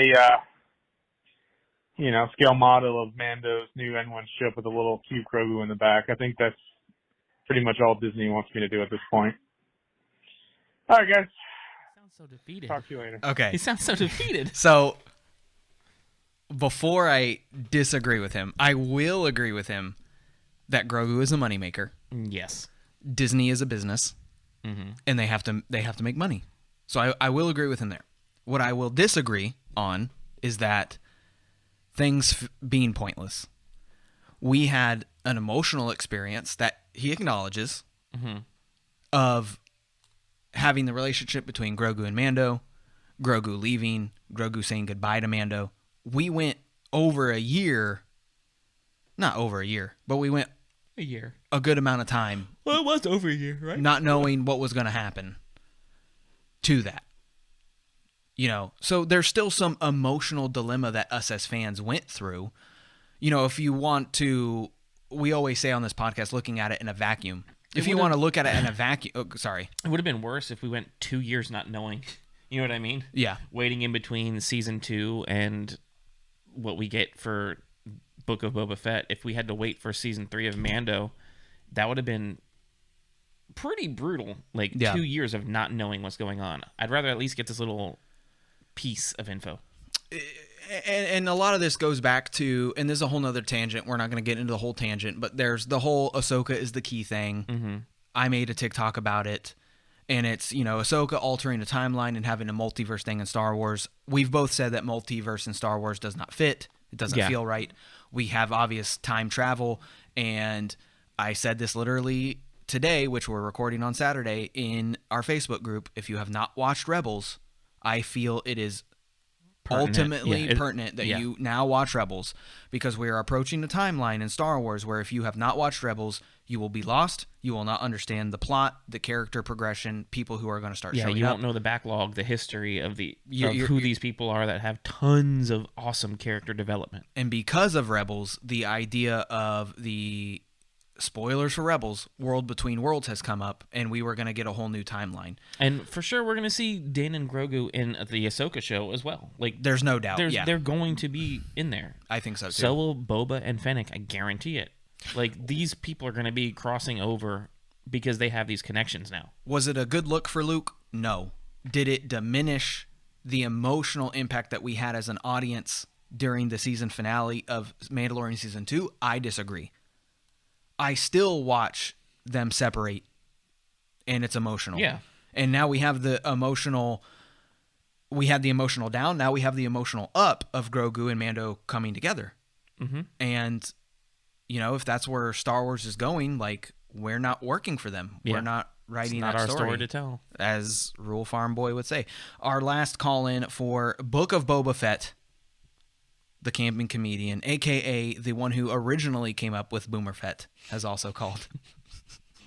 Heyo, it's your boy, Cad Bane, formerly known as Boomer Fett. Don't bring it known up. As the camping comedian. What's going on, fellas? We back. He steals everything. I just wanted to say, highly entertaining, very fun to watch episode. On the surface, a little deeper. All of it was very predictable. I think we all knew he was going to take that Beskar armor. It was never going to be something we didn't see. The Branka riding was obvious from the time he said, I want to ride it.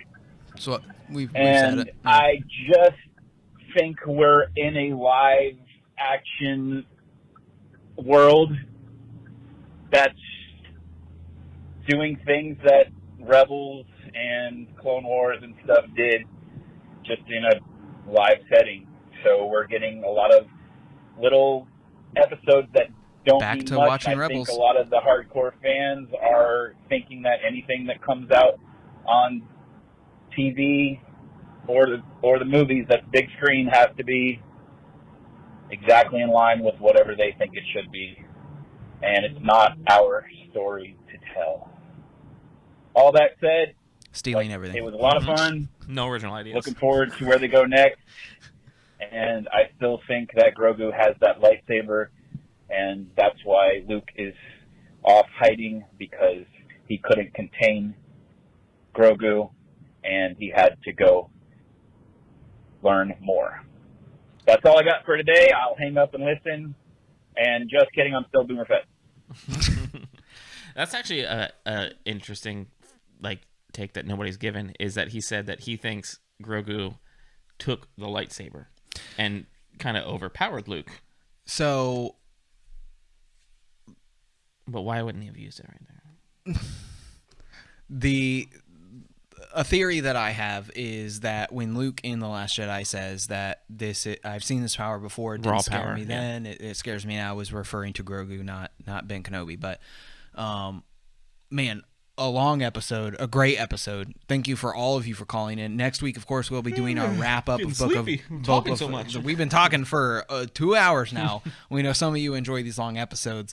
Long one. Next week we'll be wrapping up the series as a whole. Definitely a shorter episode. Me and you will be giving our last 2 cents, throwing it in there. Mhm. And then me and you talked about we're going to be going into character studies, specifically leading. Try to predict a little bit for our upcoming shows of Ahsoka and Andor, Yeah. and do some deep dives into what we do have canonically on characters, the main characters, as well as who we think is going to show up. And we are also going to do a deep dive episode on the Razor Crest, proving, you know what? The battle of the will be the Proving Justin wrong. Proving Justin correct. Proving Justin wrong. Connor Going is along obviously with correct.